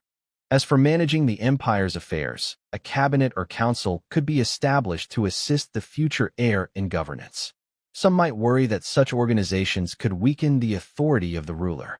There is a certain possibility that, throughout the history of interstellar empires, not just half, but at least over 30% of internal rebellions are caused by problems within the empire itself. A key role in these issues is often played by organizations like the Cabinet Council. However, we shouldn't completely doubt the existence of such councils just because these problems occur. After all, more than 90% of interstellar empires have similar organizational structures. A large interstellar empire cannot function properly without some form of management organization. Therefore, the existence of such organizational structures makes sense. Even in the current Shadow Dragon interstellar empire, although the upper levels do not have such organizations, the various fiefdoms and star systems below do have similar bodies, like lordly cabinets or councils. In the secret plans of the Shadow Dragon Empire, there are already ideas to establish such organizations. The reason they haven't been set up yet is that, although they haven't achieved this goal, some current leaders are already capable of handling related tasks. For example, when discussing military matters, Zhao Qin arranges for marshals like Charlotte to handle those discussions. For internal affairs, Lilith is responsible for meetings and planning. So, it may seem like there is no cabinet council, but from another perspective, people like Charlotte, Lilith, and Annie are, in a way, a shadow cabinet. This is also why Zhao Qin doesn't have a formal cabinet now. He trusts a group of founding heroes to handle these matters efficiently, allowing him to focus on other priorities. When this generation steps back, organizations like the Cabinet Council will need to be established. Although this might reduce efficiency and some political plans will need discussion before implementation, it will ensure the normal operation of the empire. Every gain has its loss. Everything has two sides. Going back to what I was thinking earlier, Zhao Hu, this young boy, likes piloting combat mechs, which suggests he has a fighting spirit. I wonder if he can be trained to pilot interstellar battleships in the future. If so, he could become a general or a marshal. If his personality changes later on, he might even inherit the throne of the Xiaolong interstellar empire. But right now, Zhao Hu's personality and intelligence are far behind his older sister and younger sister. We can only wait and see what happens. As for Zhao Lily, she managed to pass the test to command a carrier starship at such a young age. It's important to know that the command test for a carrier starship captain is very different from that of other starship captains. It's considered the most difficult test. A carrier captain not only needs to command a starship, but also has to oversee all the starfighter, drone operations, and the entire carrier.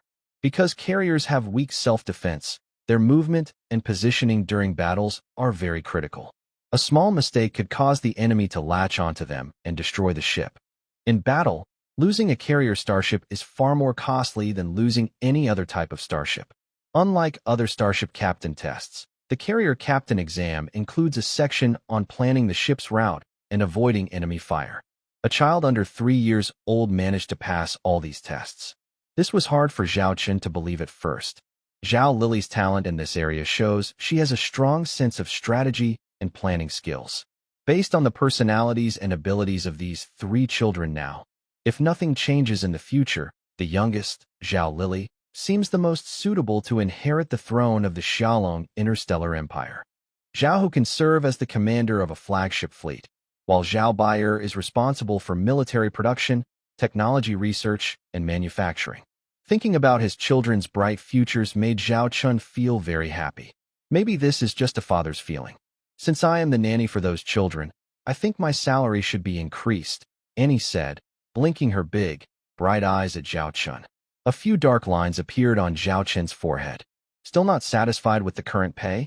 Remember, Annie is one of the few top engineers in the empire.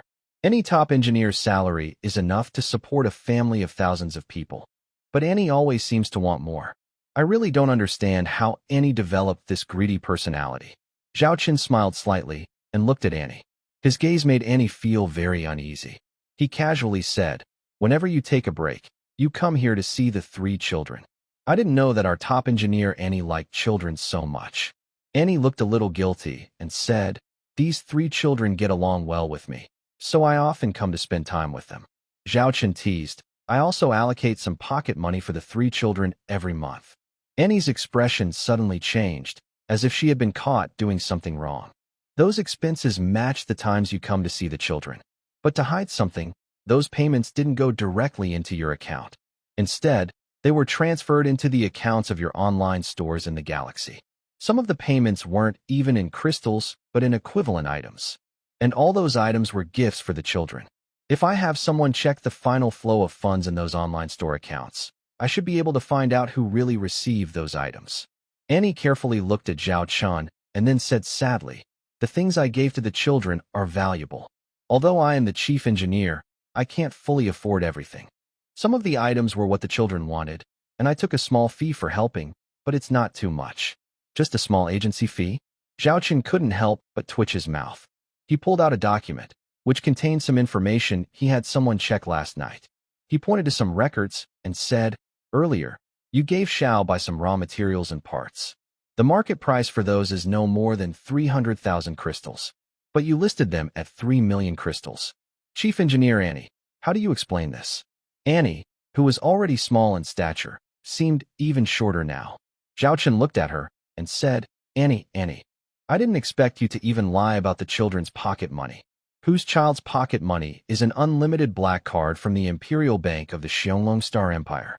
That was what Annie wanted to say inside, but she knew she couldn't say it openly. "I was worried the children had too much money and might get tricked. So I kept it safe for them," Annie said with a forced smile, then carefully moved toward the door. I remember I still have some work to finish today, so I'll go now." But before Annie could quietly slip away, her head was caught by Zhao Chen's large hand. "I checked. Today is your day off. Even if you really have work, I can help you ask for leave." "Dear Annie, today you can't go anywhere else besides here," Zhao Chen said with a kind smile. Annie stiffened, feeling as if a demon was standing behind her. "Let's not keep the children waiting too long. As for the money you took earlier, I've already arranged for it to be returned to the original account. After all, our engineer Annie is not very fond of children. Spending some money on 3 kids is quite normal, isn't it?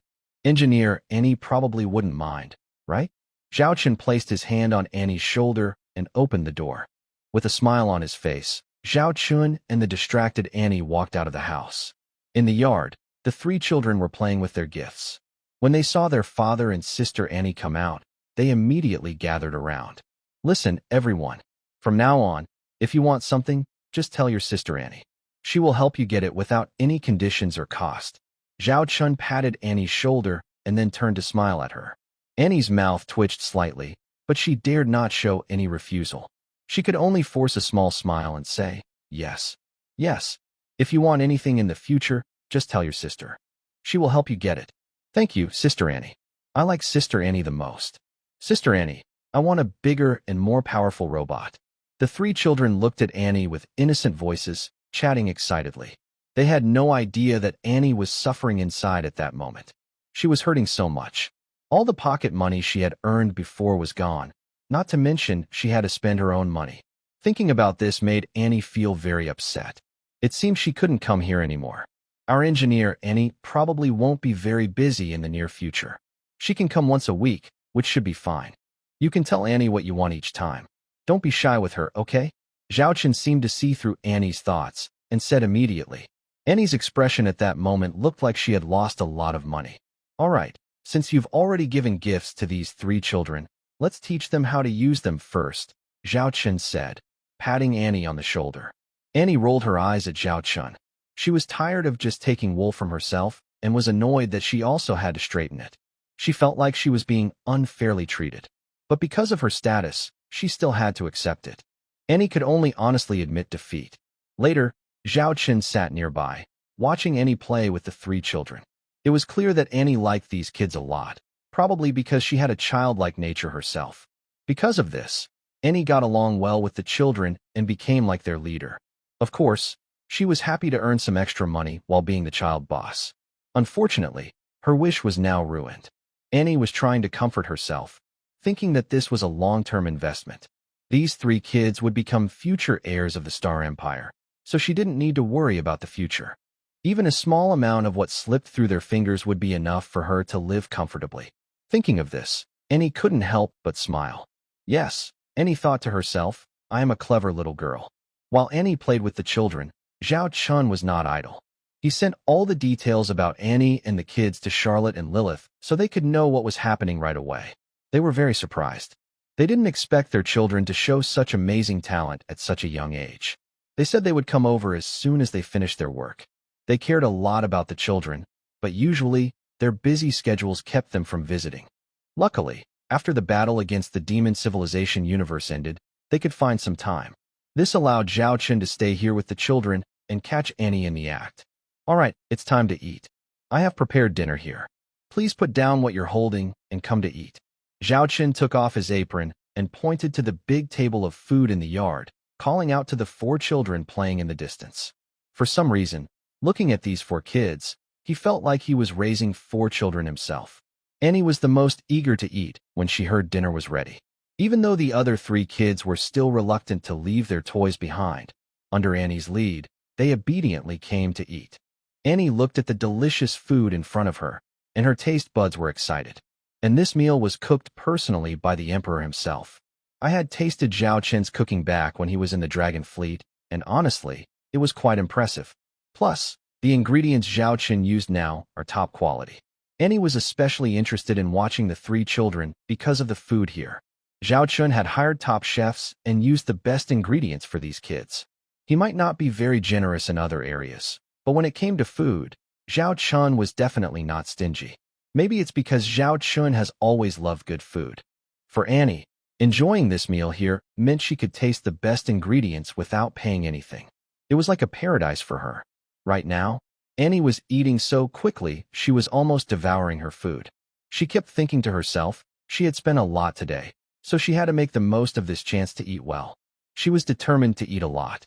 Seeing Annie so eager to eat also encouraged the three kids, and they all started enjoying the food in front of them. Zhao Qin watched this scene and felt very happy. He didn't expect Annie to have such an important role. This meal was definitely worth the effort. Soon, everyone was satisfied. The three children played all day and went to sleep early today. Meanwhile, Zhao Qin was chatting with Annie about work while she was having a late-night snack. Annie was lying on the sofa in a relaxed way, completely carefree. Because Annie often came here, a special room was reserved for her. So she wasn't in a hurry to go back and planned to stay here tonight. How is the research on the Starship project going? Zhao Qin asked. Hearing Zhao Qin start talking about work, Annie couldn't help but feel a bit annoyed. It's after work hours now. Talking about work during off hours feels a bit inappropriate. But when Annie spoke, her tone was different. Chewing her food, she said, the Starship research has made some progress, but most of it is slow. The main reason is the lack of proper raw materials and energy sources. Without genuine T7 grade raw materials and energy, we can't build a true T7 level interstellar battleship. However, we are close to launching the second model of near T7 mass-produced interstellar battleships. Zhao Qin's eyes lit up, and he couldn't help but ask, the second model? Which construction plan has made progress? In front of Zhao Qin, the mighty Dragon Emperor, there was nothing to hide. Annie replied directly, it's the design for the near T7 interstellar cruiser. We've solved the speed issues, and we expect the first ship of this second batch of near T7 interstellar cruisers to be revealed by the end of this year. Moreover, this is a nearly T7 class interstellar cruiser. It not only has advantages in speed and maneuverability, but also costs much less to build than the Golden Scarab class heavy interstellar battleship. Although the Golden Scarab class battleship is very powerful, its main problem is the high cost of construction. Based on Lily's current estimates, over the past year, They have been pushing resources into building these ships to meet the demand for Golden Scarab-class battleships. Under these circumstances, they can only manage to build about 100 ships per year. 100 Golden Scarab-class ships seem like a good number, but if a large-scale battle occurs on multiple fronts, this quantity is still insufficient.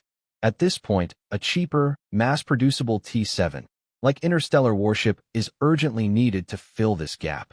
Remember, in 30 months, the Duel of Vows will be fought on a battlefield spanning the entire universe, which means the battlefield will be very large. Since the battle will be fought openly, without surprise attacks or sneak attacks, the advantage of stealth tactics will be lost. This greatly reduces the effectiveness of Zhao Qin's elite fleet, the Shadow Dragon Corps. Additionally, there have been some breakthroughs in space exploration technology, mainly thanks to the Holy Spirit Empire providing technology and through trade channels with other interstellar civilizations. It is expected that by the end of this year, our universe exploration radius will expand significantly, Annie said casually. To her, these developments are just work, so she doesn't care much about their use. But for Zhao Chun, this is a huge gain. Remember, improvements in space exploration technology mean the Shadow Dragon Interstellar Empire can explore farther. In multiple universes, whoever sees first holds the most power in the cosmic civilization hierarchy. In this way, whether you act with good intentions or bad, you can take control of the situation. It's like in a forest, you see a prey first, so whether you shoot or not depends entirely on you. If you are in the opponent's line of sight, you become prey within their shooting range, as if a sword hangs over your head, ready to fall at any moment. Therefore, technological progress is just as important as having a top-tier starship like a T-7 class interstellar battleship. Additionally, we have developed technology for inter-universe stargates. Thanks to hands-on experience in building them, our researchers and scientists have made significant improvements, Annie said. Zhao Chen nodded in approval. The technology for inter-universe stargates is very important because it relates to the future space travel network of the Xiongling Interstellar Empire and other civilizations. Other advancements are minor, no major breakthroughs, Annie shrugged. With these few breakthroughs, Zhao Chun was already quite satisfied. Other interstellar civilizations often spend decades, hundreds, or even thousands of years to make a technological breakthrough. But the Xiongling Interstellar Empire makes progress every year. This is partly because of Zhao Chen's leadership and partly because of the foundation left by previous Xiongling technologies. By continuously learning from and improving these technologies, the Empire's scientists and researchers have achieved breakthroughs on their own in recent years. Regarding the research on the T-7 starship, we will keep working hard. I have also sought help from the Holy Spirit Empire. Soon, a shipment of rare raw materials from the Holy Spirit Empire will arrive. You can use these for your research, Zhao Chen said. These rare materials are naturally related to the world tree of the Holy Spirit Empire. Zhao Chun has always been working to build connections and invest in the Holy Spirit Empire. Adding to that, with the help of the Flame Spirit King and the Jade Spirit King, obtaining some of these rare resources is not too difficult. After all, the heavy T-7 starship of the Golden Sacred Beetle class has already been sent over, showing Zhao Chen's sincerity. Your Holy Spirit Empire is unwilling to contribute during battles, which is understandable. But if you are also stingy in this area, it's hard to accept. Therefore, other spirit kings and high-level spirit counselors mostly agree. I've also looked into some of the raw materials. If we can get those, we might find ways to research and possibly make significant progress, Annie said while casually snacking. She was multitasking, not delaying her work. Annie took a few more bites of snacks, but she waited a long time without hearing Zhao Chun ask the next question. She felt a bit uneasy and couldn't help but look toward Zhao Chun. He was gazing at the starry sky outside, with a somewhat wistful expression, as if he was contemplating something. Annie chewed her food quietly, thinking, what's wrong with him? He's now the interstellar emperor of the Xiaolong Star Empire, enjoying things others can't even imagine. What is there to worry about? Annie, do you think we can build a real T-7 level starship within 2.5 years? Zhao Chun looked at the stars outside, his voice serious. Annie thought for a moment and shook her head. 2.5 years is a very short time. Not to mention building one. Even developing a true T-7 level starship is very difficult. Even if we already have the raw materials and energy needed for T7 technology, it would still take at least 2 to 3 years to develop it. And then, there's the construction. Building such a starship is another challenge. Because a true T7 level starship requires a manufacturing base of that level. Currently, we only have the T6 level. A T6 industrial construction base does not mean we cannot build T7 level interstellar warships, but it would take much more time and effort. Since this is the first ship, I estimate it will take at least a year to a year and a half to complete. Therefore, it is almost impossible to get a true T7 level interstellar warship within 2.5 years. Devouring Civilization Universe Black God Emperor Temple on a brand new throne. The Black God Emperor sits upright, while hundreds of people kneel in the main hall. At the front are a few Black God commanders and some ministers responsible for internal affairs. Most of the others behind are subordinate officers or governors managing territories. There is also a small group of former subordinates of the Demon King and the Drought Demon King. They have now, for certain reasons, pledged loyalty to the Black God Emperor and become his subordinates. I declare that from today onward, the only authority in devouring civilization is His Majesty the Black God Emperor. All forces within devouring civilization must unconditionally obey all orders from His Majesty the Black God Emperor. Long live His Majesty the Black God Emperor. A minister at the front loudly announced these words. Then he knelt down. Long live His Majesty the Black God Emperor. Long live His Majesty the Black God Emperor. Long live His Majesty the Black God Emperor. Cheers echoed repeatedly throughout the hall. The Black God Emperor, sitting high on the throne, was still dressed in armor, so his expression was unclear. That's enough, the Black God Emperor said slowly. His voice was calm and emotionless, but everyone present could feel the terrifying pressure radiating from him, especially a sense of killing intent. Because, since that battle, both the Demon King and the Drought Demon King had died. However, it is still difficult to fully control the territories under those kings. To make future management easier, the Black God Emperor has a blacklist. All forces on the blacklist have been eliminated. During that time, as the civilization of the universe was being swallowed, a bloody atmosphere covered all regions. No interstellar force dared to speak freely, fearing disaster for their families. Some starry forces originally belonging to the Demon King or the Drought Demon King also seized the chance to show loyalty to the Black God Emperor, offering their wealth and armies. They were afraid that any delay in showing loyalty could lead to complete destruction. While experiencing this reign of terror across the civilization, the Black God Emperor was also busy with other matters. One of these was something he was about to arrange. All the superficial nonsense ends here. Now, I will talk about the real matter, said the Black God Emperor. He then looked at everyone in the main hall and said, all the lords of the territories and the leaders of the industrial zones, step forward. Hearing his words, those called out trembled slightly, but dared not show any disrespect. They quickly stepped forward and stood respectfully. Inside, they were praying silently that no danger would come their way. They had been very low-key lately. Over 100 people stepped out from several thousand, standing at the front of the hall, making them very noticeable. Those not called out felt relieved and looked at the others with some schadenfreude. The people called out were actually the ones at the top of the power pyramid in the civilization of the universe. So, naturally, many secretly envied them. Seeing these people get into trouble was very satisfying for others. The Black God Emperor saw that everyone he called had stopped and immediately began to explain his orders. Now, I am issuing my first order as the Black God Emperor. From today onward, each of you is responsible for your territory. Every month, you must deliver the required resources on time and in full. Moreover, each month's output must be higher than the previous month. Similarly, those of you in charge of industrial bases must ensure the production plans are followed carefully.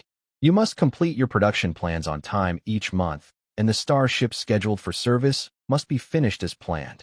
At the same time, the monthly production must increase compared to the last month.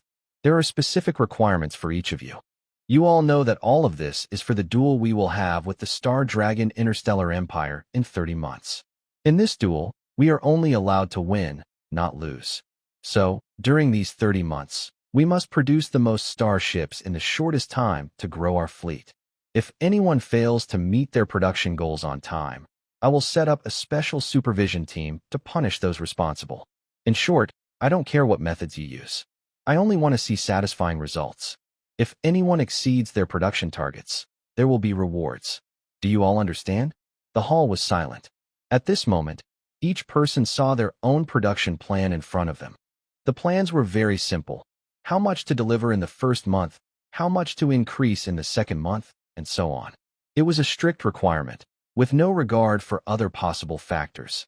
When they saw these production plans, the first month was actually manageable. Everyone could grit their teeth and complete it. However, when I saw the continuously increasing production plans later on, I felt very overwhelmed. Normally, production output tends to increase gradually. Most companies plan to increase their production once a year. But in the case of this Dark Emperor, the increase is every month. If this situation happened in a newly rising interstellar force or company, it might be possible. For example, the early star empire of the dragon. But in the current devouring civilization, it is definitely impossible. If they truly want to meet these production goals, the leaders will have to use some extreme methods. Everyone's face looked uneasy. Finally, someone stepped forward, trembling as they said, "Your Majesty, the Emperor, the production plan was fine for the first few months. But later, the increase in output is too fast, and it's really hard to achieve. If we try to complete these plans, very bad situations might happen. Please think carefully." The Dark Emperor looked at this person and said calmly, "So, you can't do it." "It's a bit difficult," the person whispered. "If it's difficult, then forget it," the Dark Emperor replied. Hearing this, some people felt relieved, but most showed no change in their expressions. Because they knew the temper of the Dark King, he wouldn't give up so easily on such matters. In the next second, a laser shot out, piercing through the person's head. His headless body immediately fell into a pool of blood, causing those nearby to want to scream, but they quickly covered their mouths. Seeing the blood flowing out and nearing their feet, they wanted to dodge, but dared not move rashly. They could only rely on their eyes, trying to suppress their inner fear. The Dark King lowered his gun, calmly scanning the responsible people present. Who else has difficulties? I can help him solve the problem. At this moment, no one dared to speak up. Solving difficulties means helping those who are in trouble. No. Long live the Emperor. We will do our best to complete the production tasks you have assigned. For the Emperor, for the civilization we serve, for the Great Order, we promise to follow your commands. Since there was no way to refuse, some people simply started to flatter. Anyway, since refusal was impossible, saying nice words now could leave a good impression on the Dark Emperor. Whether they could actually finish these construction and production plans would be decided later. Anyway, dying later is better than dying sooner. At this point, no one dared to raise any objections, because no one wanted the same result as the corpse on the ground. You, from now on, will succeed him in his position. Do you have any questions? The Dark Emperor casually pointed to the person at the front of the group behind him. The person pointed at looked surprised. In the past, a promotion like this would have been happily accepted. But now, it was a hot potato. No one wanted to take it. But with the previous example in front of them, who dared to refuse now? No problem. I am willing to carry out any orders given by your Majesty. The person immediately knelt down and lowered his head. Everyone around looked at him with sympathetic eyes. He lowered his head, and no one could tell if he was feeling sad or happy. After settling this matter, the next steps involved other small issues. They weren't very important. The biggest issue was probably the repair and construction of the Stargate. Because after the Xiongling Interstellar Empire declared a ceasefire, they played a trick on them. This caused many Stargates to be damaged or destroyed, severely affecting the Stargate network that connected the universe of the civilization they served. If we do not repair it, it will have a very big impact on all aspects of the devouring civilization universe. Therefore, repairing and rebuilding is a necessary task. However, it is impossible to restore the level of pre-war capabilities in a short time given the current industrial strength of the devouring civilization universe. Naturally, only the most important routes will be repaired first, and at all costs. They will be completed as quickly as possible. After explaining this, the first Grand Hall meeting of the Black God Emperor was considered concluded. It was because of this grand hall meeting that the devouring civilization universe experienced the most terrible 30 months in the following 3 decades. But those are stories for later. Let's not talk about them now. After the meeting, the Black God Emperor left first because he had important matters to attend to. The others naturally left the hall in small groups. This meeting was special because almost everyone was present in person, with no one daring to be absent. As they left the hall, many discussed vows of duels or plans related to production, especially the leaders responsible for these areas, who looked worried. Some quickly left without saying a word, heads down. Others kept talking with others, venting their frustrations. Among them, the highest level belonged to the small circle of Black God commanders. Now, these Black God commanders had been promoted to Black God marshals. Besides controlling their own Black God marshal fleets, they were also fully responsible for commanding the various fleets of the Black God Emperor.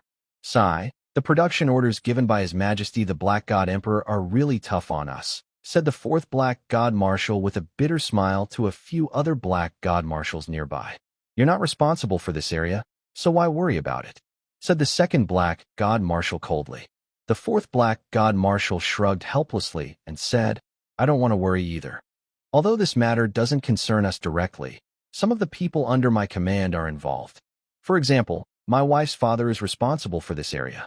Coincidentally, it is a Starship production base, and I managed to get it into his hands. Who would have thought that something like this would happen?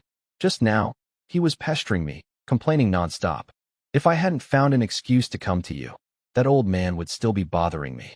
Although I don't care much about whether that old man lives or dies, if he were to die, I would lose my share. It turns out he's more worried about his relationship with his father-in-law or whether his wife would be upset, rather than his own safety.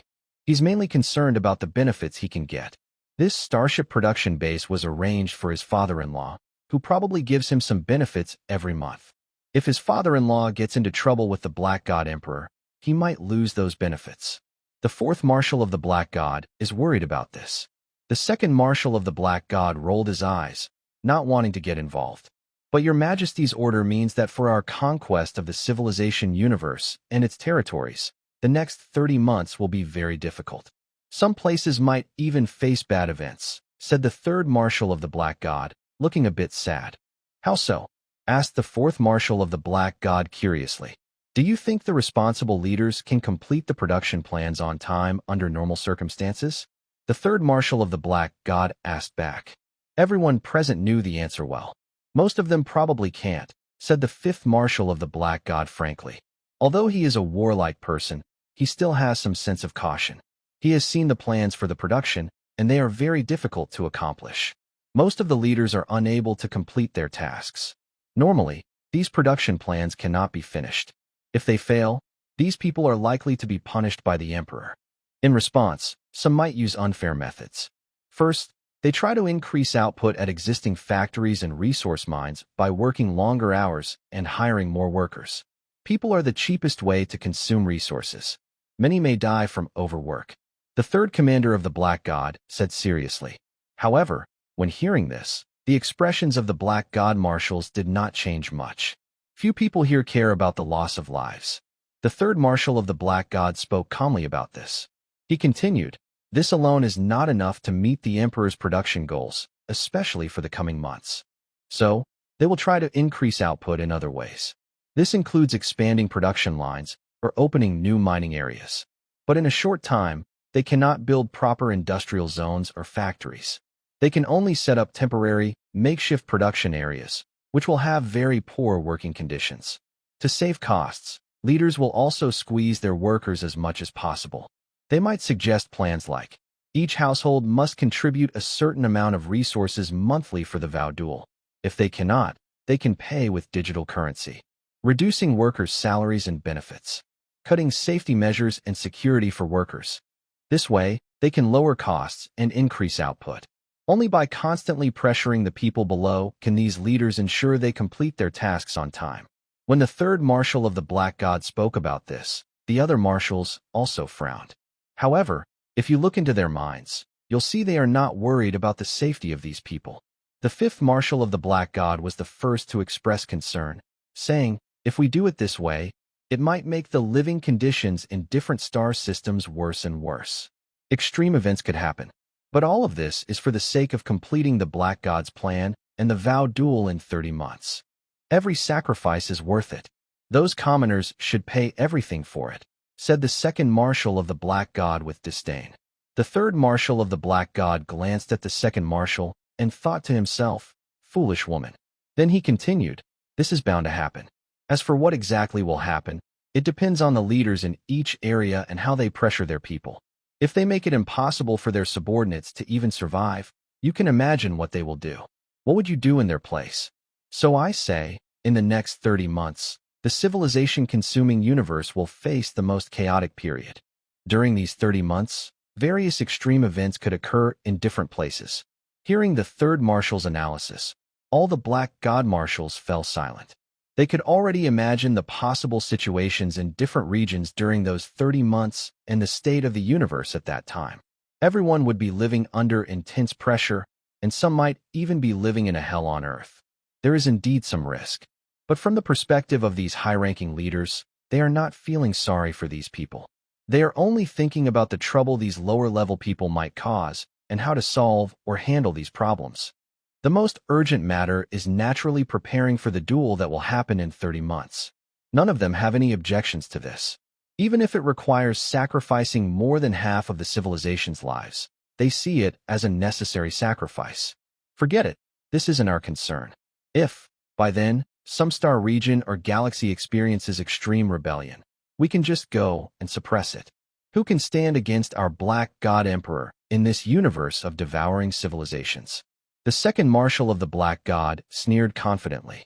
With all this preparation, how many interstellar warships do you think we will have after 30 months? The fifth marshal of the Black God asked eagerly. At least over 100 million, the fourth marshal of the Black God replied straightforwardly. When they heard this number, the fifth marshal's eyes shone brightly.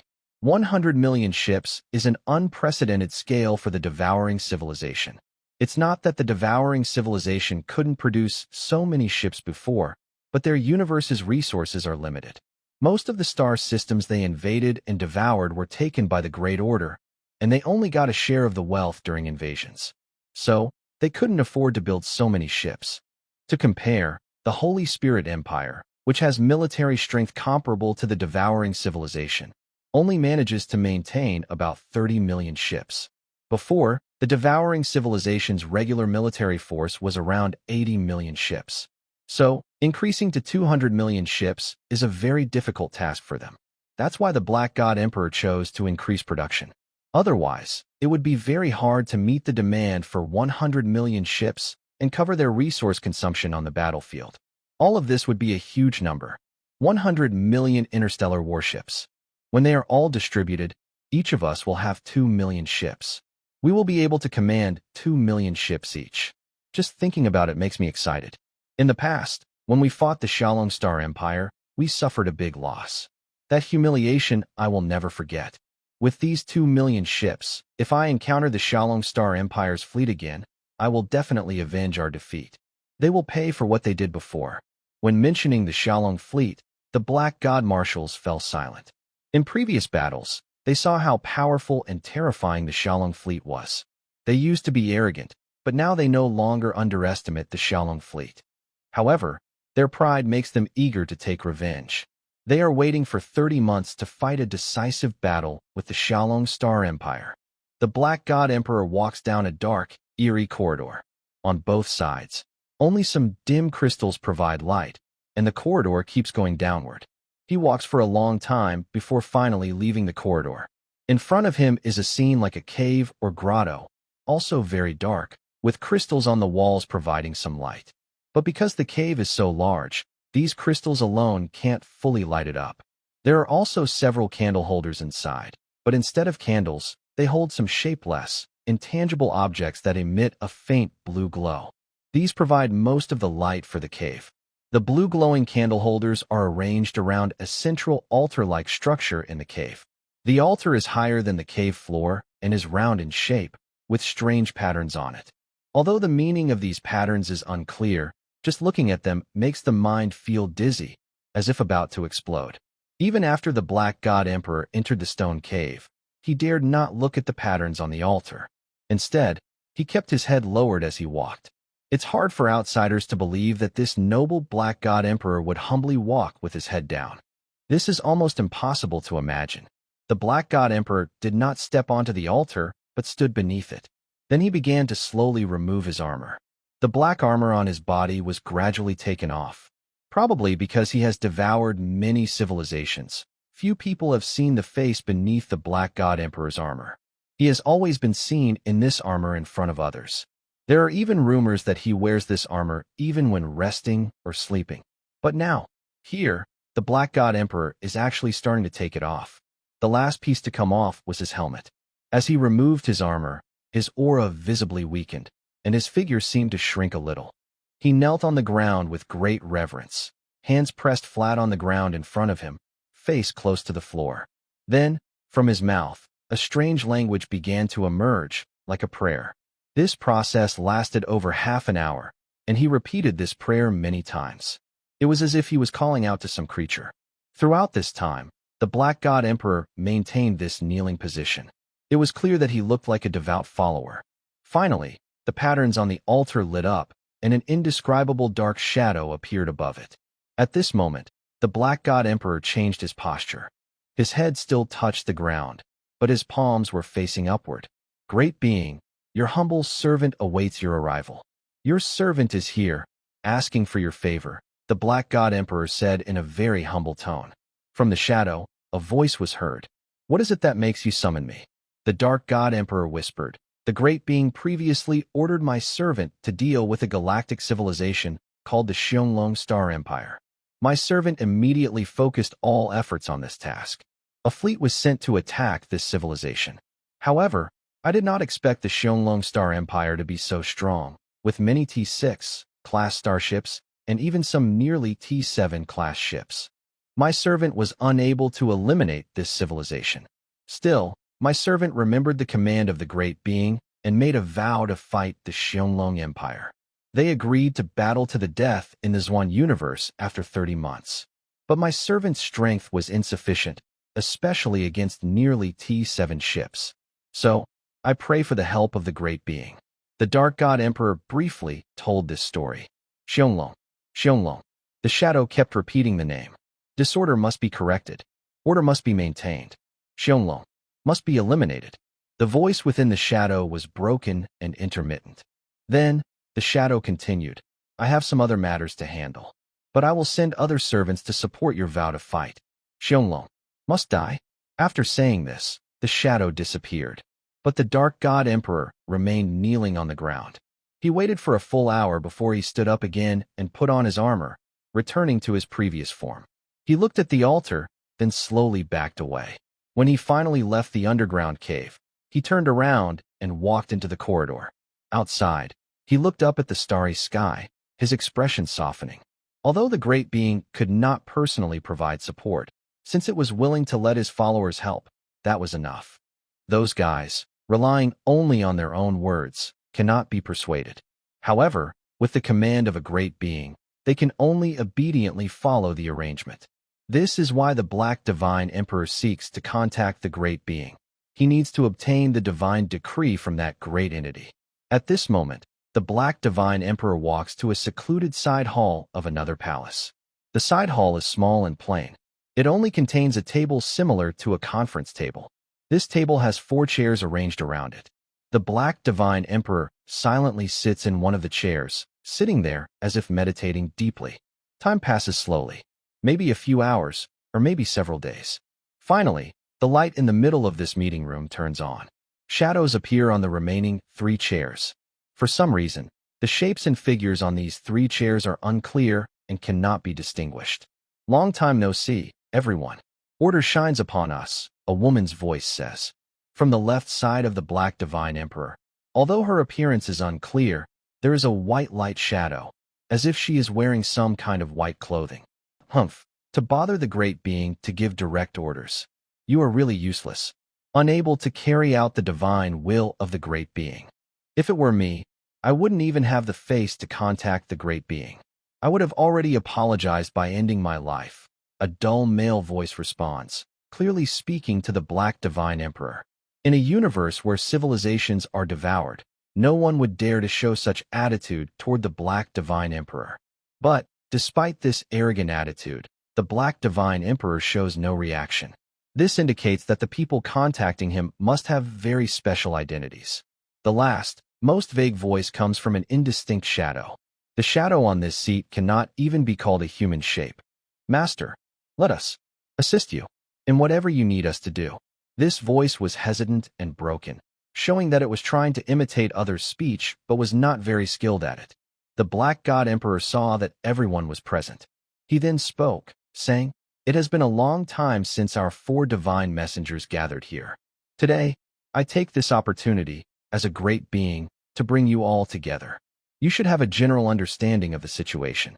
There is an interstellar civilization fighting against the great being, called the Shadow Dragon Interstellar Empire. This empire has very advanced technology, and recently, they even developed mass-produced starships of nearly T7 level. There are dozens of these ships. Because of this, we have not been able to win the war against the Shadow Dragon Empire. However, we have sworn to fight them in a duel, which will take place in our Uzun universe in 30 months. There are no restrictions on the participating forces. So, I am asking for your help.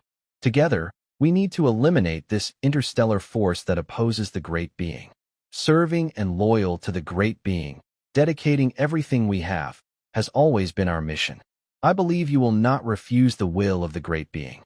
Finally, the Black God Emperor threw a parting remark to these 3.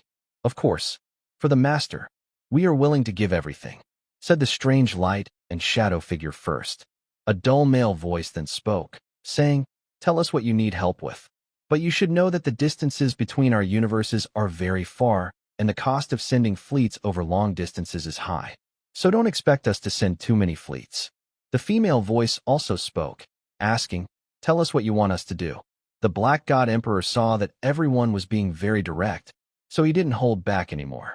He said plainly, "The military strength of the Howling Dragon Interstellar Empire is quite strong. Compared to their fleet of the same size, no other interstellar civilization can match them. Therefore, we need at least 10 to 20 times more ships than they have. Naturally, the more, the better. Based on the current intelligence we have, the Howling Dragon Empire has about 6 million active interstellar warships before the war. They have strong military industry and advanced technology, and they are developing very quickly. In 30 months, we estimate their fleet could grow to over 20 million ships. To be safe, we set the target at 30 million ships. According to our plan, we need to deploy at least 300 million ships. Our civilization will expand and strengthen at all costs during these 30 months. By my plan, we will have at least 200 million interstellar warships." Hearing the Black God Emperor reveal these numbers, the 3 people present were clearly shocked. Their meaning was obvious. They hoped their 3 civilizations could make up for the shortfall of at least 100 million ships. "To fight such a civilization, do we need 300 million ships?" asked the dull-looking young man with some doubt.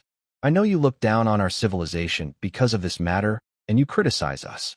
You don't know the military strength of the Howling Dragon Empire, but do you know ours? We believe we need this many ships to deal with the Howling Dragon Empire. If it were possible, do you think I would seek help from the great beings? You should know, asking for help from the great beings would leave a bad impression on them. Unless absolutely necessary, who would want to do something that ends up harming themselves?" The Black God Emperor questioned the person in front of him. Everyone remained silent, understanding the meaning behind the Black God Emperor's words. Their current status and possessions depended on the great existence of order. Leaving a bad impression on the great existence of order would be the worst thing. No one wanted such a thing to happen. But the 3 people hesitated and did not speak. At this moment, the Black God Emperor simply said, "Each of your sides will send 40 million elite ships to support our battlefield. The resources used to deploy the fleet will be repaid to you after the war, within the next 50 years. When they heard the number 40 million ships, the representatives from all sides looked unhappy. However, hearing that the Black God Emperor was willing to cover the round-trip costs, they felt a bit tempted. What about the resources consumed during the war? And the starships lost in battle? A dull male voice asked. The Black God Emperor's heart sank. These people, although following the Great Order, also tried to find ways to benefit themselves. He said, "Bring your war resources first. I will repay them within 50 years. As for the starships lost in battle, I can cover half of the construction costs. You can't expect to do all this just to serve the Great Order without any effort, right?" His last words were a reminder not to push too hard. The three remained silent for a moment. Finally, the woman spoke first. "I can send 40 million starships. They should arrive within the next 25 months. The dull male voice also said, "I can do the same. However, there is an additional requirement. Since you say that the Shalong Star Empire is very powerful, with advanced technology and even mass-produced starships comparable to T7 class ships, the technology obtained from this empire must be fully shared." The Black God Emperor had already expected this and did not refuse. As a result, the other side also agreed. They agreed that, before the Vow duel, the military fleet promised must be in place at least 3 months in advance. In this way, for the Vow duel, the Black God Emperor's plan had already gathered 300 million starships. This was a large-scale communication effort, which could be considered a conclusion. The Black God Emperor looked at the fading lights on the 3 chairs. If someone was present, they would notice that on the wall behind these chairs, there were 3 very different murals. Behind the chair on the left side of the Black God Emperor, there was a mural depicting a female figure. She wore a dress that covered everything except her face, holding a flag in her left hand and a scale-like object in her right hand. At her feet, there was a large group of kneeling people. In the distance of the mural, there were several standing flags, all planted in the chests of people, densely packed to form a forest of human figures. The atmosphere in front and behind was completely opposite. One side was holy, the other was hell. Due to the vastness of the universe, lacking long-distance exploration and communication devices, there is a little-known fact. That is, the minions under the Order of the Order are not only devouring civilizations. There are actually 4 of them, calling themselves the 4 divine envoys of civilization. And this is the civilization of the holy disciple of discipline. On the right side of the Black God Emperor is the person who previously spoke with a very aggressive tone. On the wall behind this chair, there is a carving of rows of armored soldiers. Above them are starships, shuttles, and various weapons.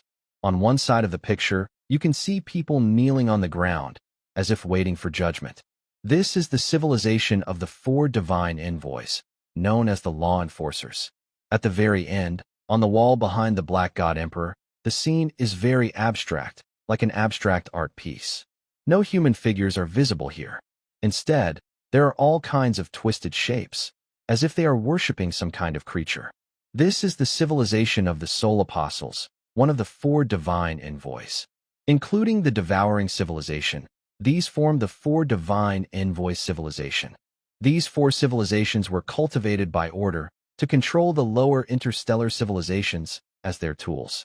Because they are far apart, their understanding of the ideas from Order has some differences, but their loyalty to Order remains unchanged. The Black God Emperor leaves the secret meeting room. He stands again under the starry sky outside. He looks up at the stars. He seems to see the Xiongling Interstellar Empire, the Xiongling Fleet, and that man. He quietly says, "Zhao Chun, I have prepared a great gift for our duel in 30 months. I want to see if you, who always create miracles and surprises, can do it again here and make another miracle." 30 months have passed in the blink of an eye. 5 months have gone by. 1/6 of the time has already passed. As for the duel, it seems that the Xiongling Interstellar Empire has kept it quiet on purpose, so it hasn't spread widely. People still live their lives peacefully. In recent years, this has been the most peaceful, fastest developing, and most prosperous period in this universe. Although the war involving the Dragon Star Empire has continued for several years, it has never truly stopped. Thanks to the powerful combat ability of the Dragon Legion fleet, whether in defense or cross-universe battles, the impact on the homeland has been minimal. Most people haven't directly felt the effects of the war. The worst might be a slight increase in work or stricter travel restrictions. Some stargates are unusable, forcing detours, and so on. Compared to the devastation faced by others during the war, these are quite good conditions. The data from the previous war against the devouring civilization provided valuable experience for related scientific projects. One of these was the blueprints for the second T7 starship of the Dragon Empire. Currently, Zhao Chun is aboard his Dragon Emperor starship. Through the bridge window, he sees outside an industrial base where a large, patchwork starship without paint is slowly leaving. It's called a starship because of its size, but compared to the previously seen Golden Sacred Beetle-class heavy starship, it's quite small.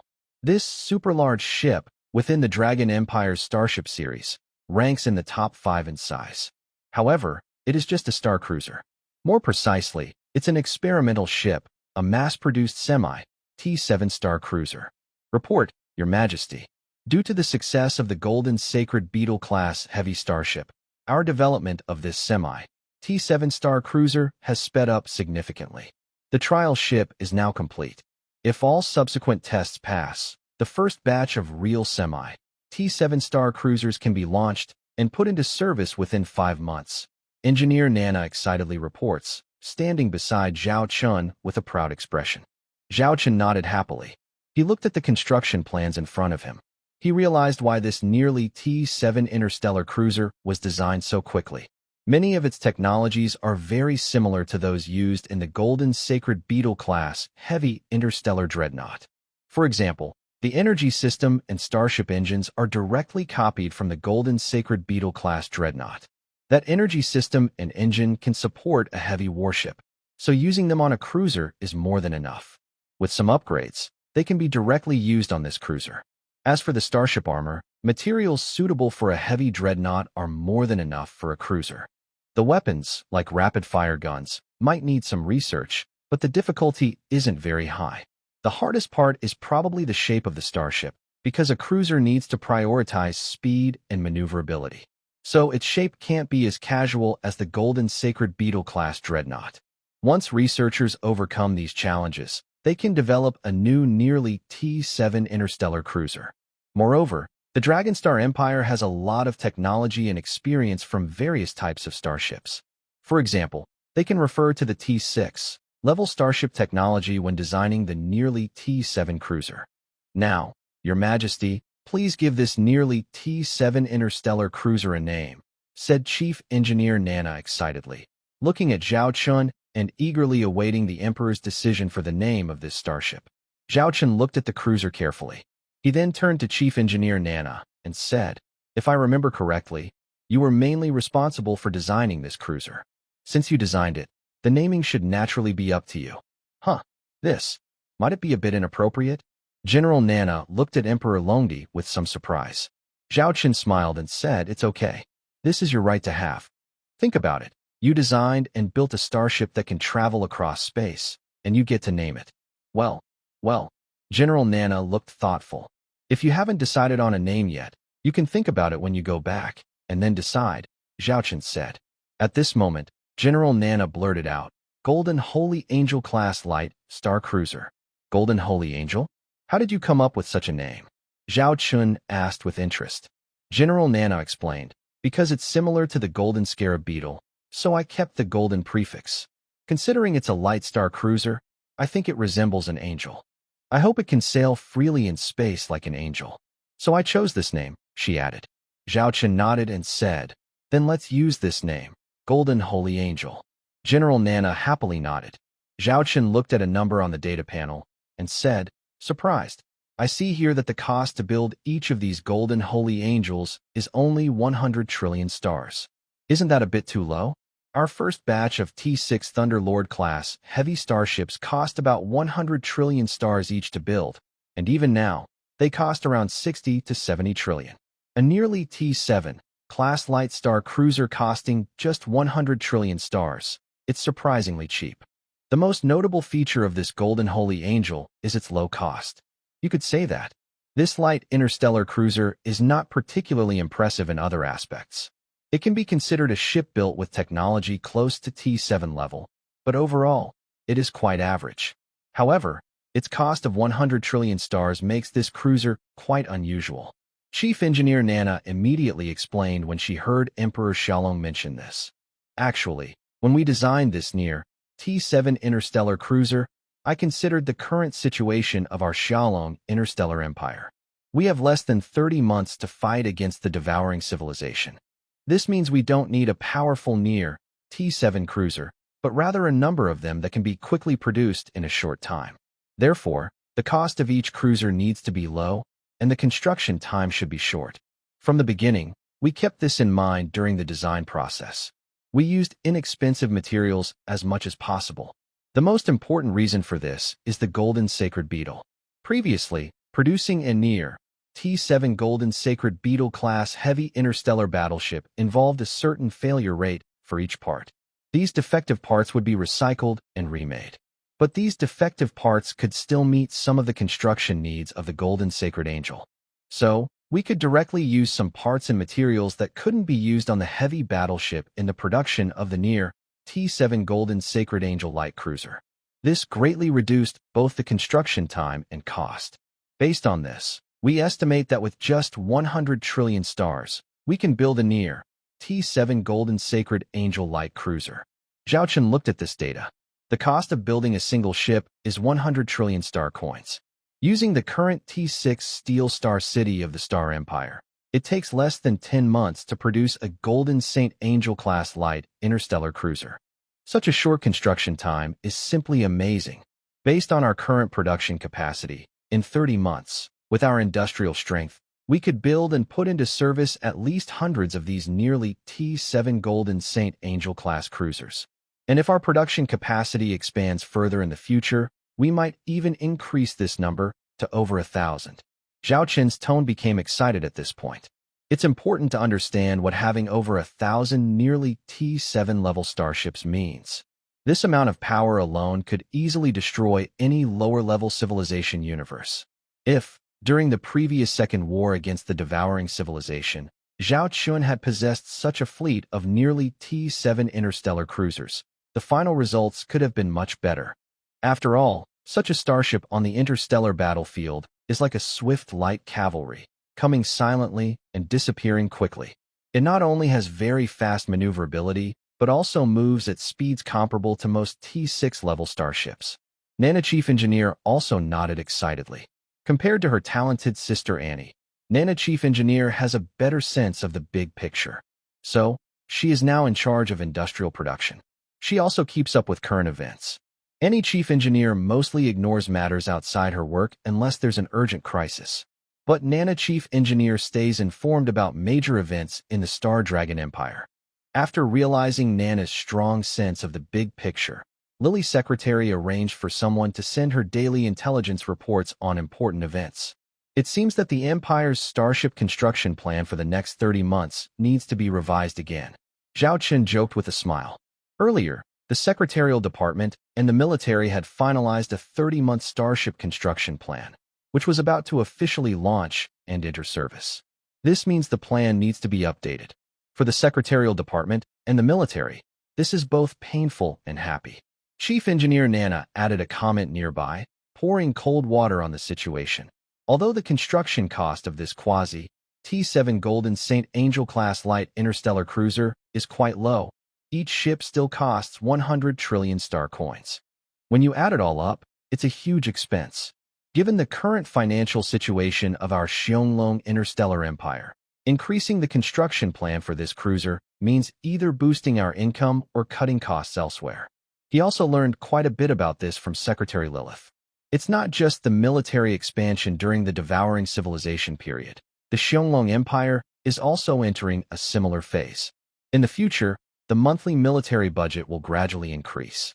But compared to the reckless increase by the devouring civilization, the Xiaolong Empire naturally wouldn't do such reckless things that risk draining resources. On the civilian side, Zhao Chun drew a red line, something that must never be crossed. If that line is crossed, it would undermine the authority of the Xiaolong Emperor and harm the stability of the empire. So, until a critical moment, Zhao Chun would not allow such things to happen. In this way, the only remaining option was to increase revenue. This isn't something your technical team needs to worry about. I, along with the secretarial and business departments, will handle it, Zhao Chun said with a smile, looking at Chief Engineer Nana. Nana nodded, trusting the Emperor unconditionally. After completing the test flight and naming ceremony of the new model of the upcoming T7 star cruiser, Zhao Qin finished his work there. He directly contacted Lily's secretary. He informed her about everything on his side. Although Lily is just a secretary now, the position might seem unimportant. In fact, Lily's status and power in the Star Empire of the Dragon are so great that, in some ways, she even surpasses Charlotte. Lily is now like a prime minister or chancellor of a country. She handles many responsibilities and carries a lot on her shoulders. Because of this, Charlotte often feels inferior when facing Lily.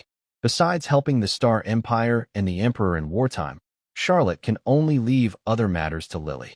Even during her frontline battles, Lily ensures logistics and supplies, without which Charlotte might not even be able to fight a proper battle. That is Lily's current position. The T7 Golden Saint Angel-class light star cruiser costs only 100 trillion stars to build per ship, and the construction time is short. This is truly the best top-tier starship suitable for our Star Empire of the Dragon right now. If we can build it, and plan to produce many in the future, we should aim to build at least 600 ships. This number wouldn't interfere with our original plans. However, it would require an additional 60 trillion stars and resources. Lily's secretary slightly frowned. This is a significant expense, not something that can be easily gathered by piecing together small amounts. It seems we need to move up our previous plan, Zhao Qin said, looking at Lily's secretary. She thought for a moment and replied, "There's no problem with doing that. All the preparations for that matter have been arranged on my side. I have contacted the relevant people, and everything that needed to be set up has been completed. Originally, this matter was scheduled to take place in 3 months. However, given the current situation, we can consider moving it forward. Since you have this idea, I will instruct the Secretariat and the Business Department to speed up the process. But because this is an important matter, we need you to be the one to handle it." Zhao Qin nodded and smiled, saying, "I have no problem with that. If you ask who is the most relaxed person in our empire right now, I guess it's me." Lilith looked at Zhao Qin's expression and said, "It's a pity your holiday is about to end. The 3 children will probably miss you very much. During this time, with you around, they've been very happy. When I contact them, they often talk about things related to you." When mentioning the 3 children, Zhao Qin paused. Most of the past few months, he had been staying in the Xionglong Star Empire. Except for occasions like attending the launch ceremony of the new T7 Golden Saint Angel-class light starship cruiser, he mostly stayed close to the children. This was one of the rare times since their birth that Zhao Qin had the chance to relax and spend so much time with them. He smiled and said, "The children have grown a bit now, and they are very sensible. Annie discovered their talents earlier, and I've arranged some teachers for them during this time. I didn't plan for them to get involved in this kind of thing so early, but since it's their own choice, as parents, we naturally want to give them the best conditions." Lilith nodded, knowing about the talents each of the 3 children had shown, although only one of them is her biological child. However, like Charlotte, she had long considered the 3 children as her own. As a mother, it is naturally very happy to see her children show talent and achieve success. After all, their father is the Shadow Dragon Emperor. Their future is destined to be very bright. Lilith firmly believed. At this moment, Zhao Qin looked at her with gentle eyes and said, "Honestly, compared to them being like me, I hope they can spend their lives in a peaceful and carefree environment. To others, it might seem that we are high above, enjoying things others don't know about. But they don't realize that while we enjoy these things, we are also bearing some burdens that others are unaware of." Lilith said nothing. Only those who stand at this height truly understand this kind of thought. Otherwise, others might see it as just a boast. After all, standing at the top of the pyramid, holding supreme power, is what most people dream of their whole lives. "All right, just arrange the upcoming schedule and notify me directly," Zhao Qin said with a smile, looking at Lilith. "This means he will soon be busy again. But all of this is for the sake of the Shadow Dragon Star Empire. Everyone else is busy working. As the Emperor of the Shadow Dragon Star Empire, he cannot fall behind at this crucial time." The high-level leaders of the Shadow Dragon Star Empire held an urgent small meeting. Lilith, as the secretary, quickly contacted various people. Soon, a matter that was supposed to be implemented in 3 months was brought forward by 3 months. However, this was kept secret, because Zhao Qin and others still needed to complete this task. In Chang'an City, the capital of the Shadow Dragon Galaxy, in an ancient and elegant room, beautiful traditional music could be heard around. There are no tables in this room, only old-fashioned chairs leaning against the walls.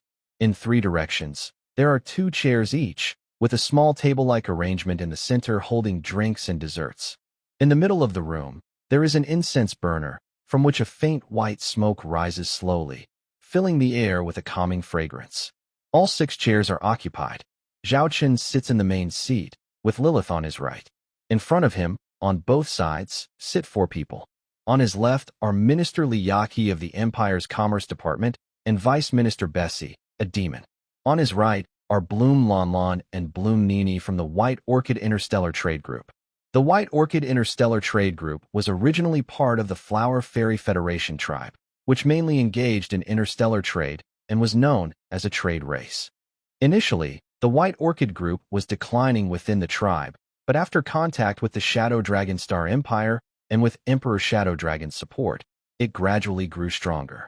In a very short time, it became the most powerful interstellar trader in the Flower Fairy Federation tribe. Now, the White Orchid Group controls over 60% of the market share within the known universe, and this share continues to grow. Therefore, within the Flower Fairy Federation tribe, everyone generally accepts the current cooperation between the White Orchid Group and the Shadow Dragon Star Empire. There is no alternative, as the White Orchid Group has become too large to control. The 2 young ladies from the Flower Fairy tribe could even establish a separate Flower Fairy Federation tribe for the White Orchid Group. So, the tribe has chosen to accept this situation, even actively cooperating with the Shadow Dragon Star Empire to seek greater benefits. As a result, the White Orchid Interstellar Trade Group and the Flower Fairy Federation tribe have now expanded their space trade network to a surprisingly large scale. It is important to know that within the White Orchid Interstellar Trade Group, although the managers are Blossom Orchid Lanlan and Blossom Orchid Nini, the main shareholder behind the group is the Shadow Dragon Star Empire. This is why these 2 are here now. They are needed because the Shadow Dragon Star Empire has a development plan that requires their help. Since this is just a casual meeting, not an official one, they chose a relaxed place for discussion. Currently, our Shadow Dragon Star Empire faces big shortages in resources and funds. Everyone here knows about our duel with the devouring civilization and the Oath. Recently, we developed a second mass-produced starship of nearly T7 level. But building many of these ships requires a lot of resources and money. To quickly increase our resources, the best way is through space trade. Right now, our Shadow Dragon Star Empire has good products, including basic food, civilian goods, and military supplies. We can meet many needs with what we have. So, our goal is to build a sales channel, Lily begins explaining, looking at the 2 flower fairies from the White Orchid Interstellar Trade Group. Before this, our trade with other space civilizations was mostly independent, sharing only some channels. This brought us good profits, but it wasn't the best way to maximize benefits. There are many unexplored star markets in the known universe, and if we can create a trade circle, it could speed up our space trade channels. Lilith's secretary paused here and looked at Minister Liyaki of the Empire Commerce Department. Regarding this project, Minister Liyaki is mainly responsible, while Lilith's secretary acts as a connector. Minister Liyaki responded, Lilith's secretary is right. One very important factor in our business is efficiency. For example, some people can earn 10 crystals in a minute, while others can earn 100 crystals in a minute. Clearly, the latter makes more profit faster. Now, we want to build a trade circle. What is a trade circle? It means bringing in as many interstellar civilizations or forces as possible to form a trade alliance. Within this alliance, goods that meet the rules can be traded directly. We should also set up a central network. Currently, we plan to establish it in a galaxy within the Xiaolong Interstellar Empire. There, we will create a cosmic trade network hub with a stargate that connects to most interstellar regions. At this hub, free trade can happen, with various goods displayed and contracts signed. Our Xiaolong Interstellar Empire and other strong military civilizations, like the Holy Spirit Empire, can oversee this trade. We can set up a cosmic trade committee.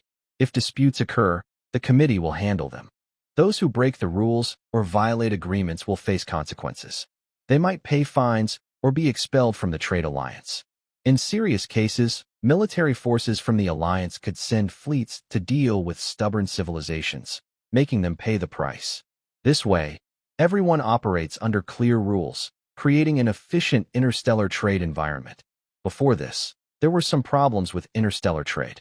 It's mainly about trust. We set up rules to ensure everyone trusts each other.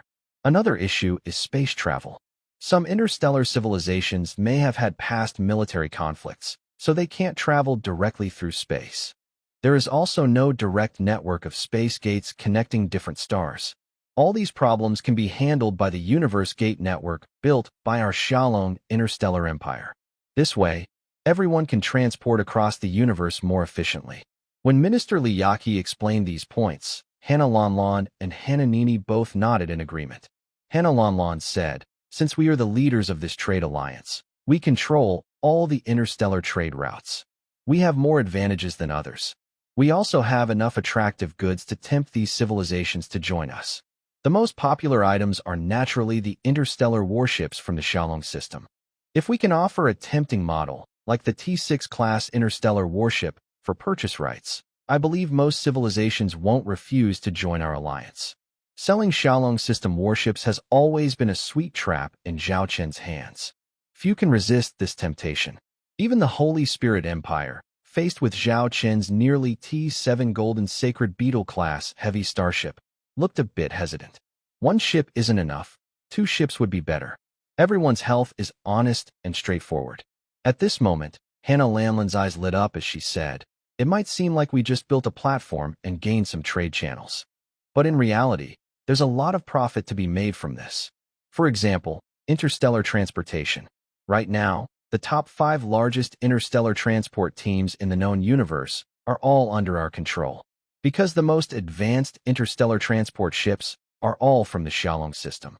The T6 Star Sea Giant Whale class super heavy interstellar transport ship needs no explanation.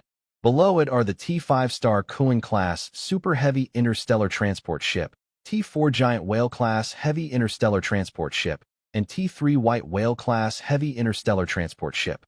Having such a complete range of interstellar transport ships means we can handle long distance, short distance, and special cargo transportation without any problem. Plus, the gradually improving Cosmic Gate system based on the X-Dragon series. Soon, we will have a network of Cosmic Gates covering the entire galaxy. While describing these, Nini's eyes sparkled with excitement. It felt like she had planted a seed that was about to grow into a huge, impressive tree. At this moment, Zhao Chen nodded and shared some good news. By the way, our research team has recently made a breakthrough. To help us quickly expand the Cosmic Gate network, they developed a simple, fast assembly permanent stargate.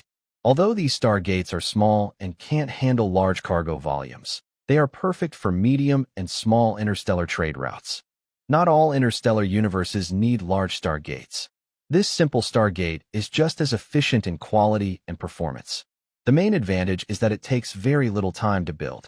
It uses a modular design, with about 90% of the parts produced in our factory, then shipped to the site for assembly.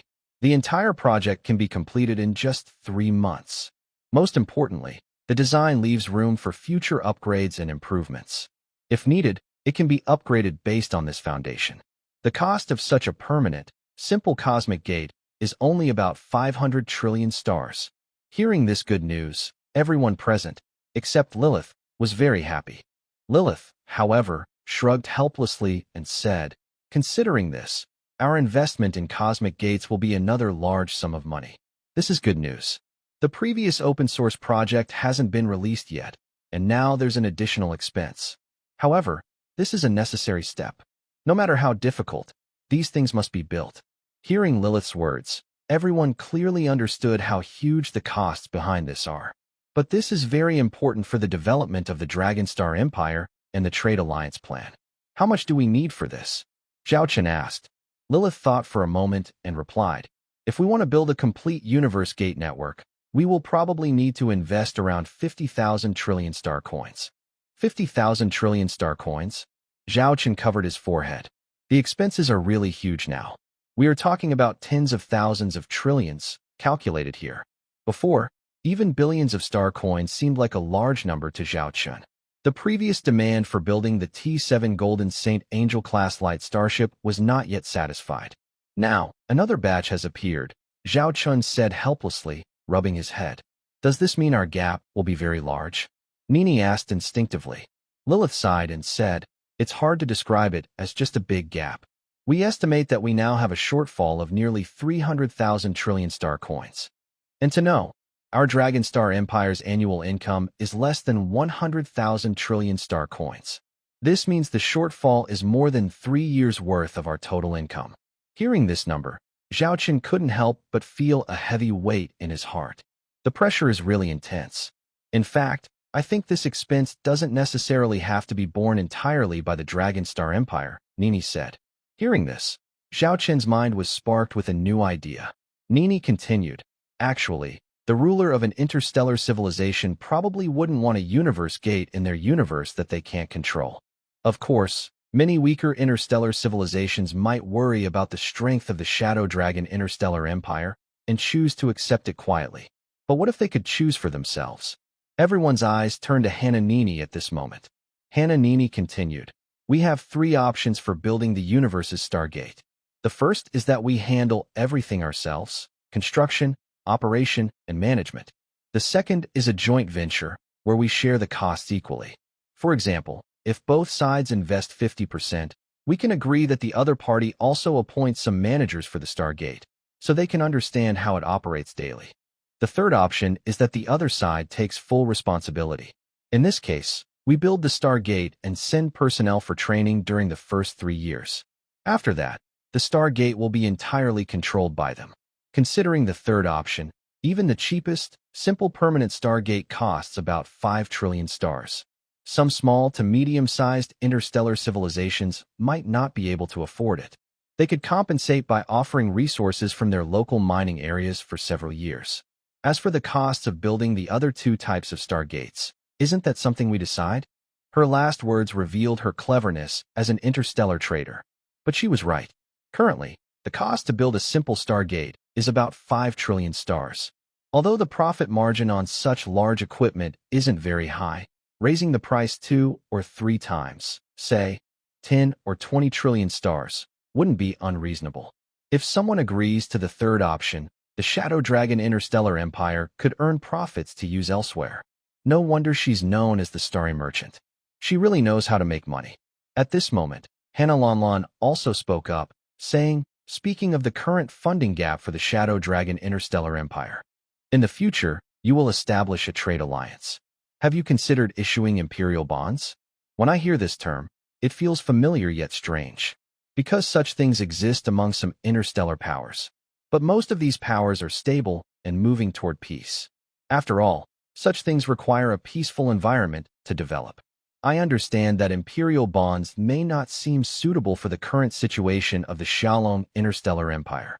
However, for some investors, the greater the risk, the greater the potential profit. We could issue imperial bonds that offer 3, 5, or even 10 times the usual profit margins. Although this would mean the Xiaolong Empire might need to spend more in the future, it could also bring significant benefits in a short time. Given the current situation, if, in a future Vow duel, the Xiaolong Interstellar Empire loses, please allow me to make this assumption, then these bonds would become invalid. But if the Xiaolong Empire wins against the Devouring Civilization, according to the Vow duel, then the universe of the Devouring Civilization would belong to you. The native universe of the Devouring Civilization holds great value. Owning it could fully cover the repayment of these imperial bonds.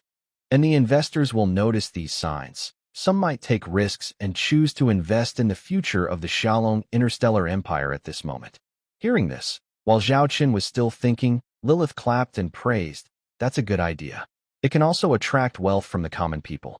Over the years, the people of the Xiaolong Empire have accumulated quite a bit of wealth. Many local lords no longer need to spend on military expenses, so they have become quite wealthy. And when issuing imperial bonds, we can include some small clauses to make it more appealing. For example, within the Xiaolong Interstellar Empire, the people who buy the most imperial bonds hope to attend the annual New Year's banquet. Zhao Qin suddenly thought of a word. This is just reasonable money collection. For these things, wealthy families and lords are willing to make investments. Even if they lose everything later, at least they can show off for a while now. How much can we gather this time? Zhao Chen asked. If we really can't meet the needs of the Xionglong Interstellar Empire, there's no need to go through with it. Lilith looked thoughtful. This requires calculating the wealth of the middle and upper classes among the people. Before Lilith could speak, Minister Li Yaqi from the Commerce Department spoke first. This isn't just about our Xionglong Interstellar Empire. Other interstellar civilizations are also interested in investing in us. Recently, while trading with other civilizations, I've been gathering intelligence. I believe that if we promote this imperial bond, we can raise at least 300,000 trillion in funds and resources. Of course, this depends on us showing them the potential and value of investing in our empire. In other words, we need to demonstrate our growing military strength and our determination to win the decisive battle against the devouring civilizations. Only then will they be willing to invest in us. Both Zhao Chun and Lilith nodded. An imperial bond is basically an investment in a country. People only invest when they see strong potential and power in that country. The advantage of the Xionglong Interstellar Empire is that it constantly launches new types of starships very quickly.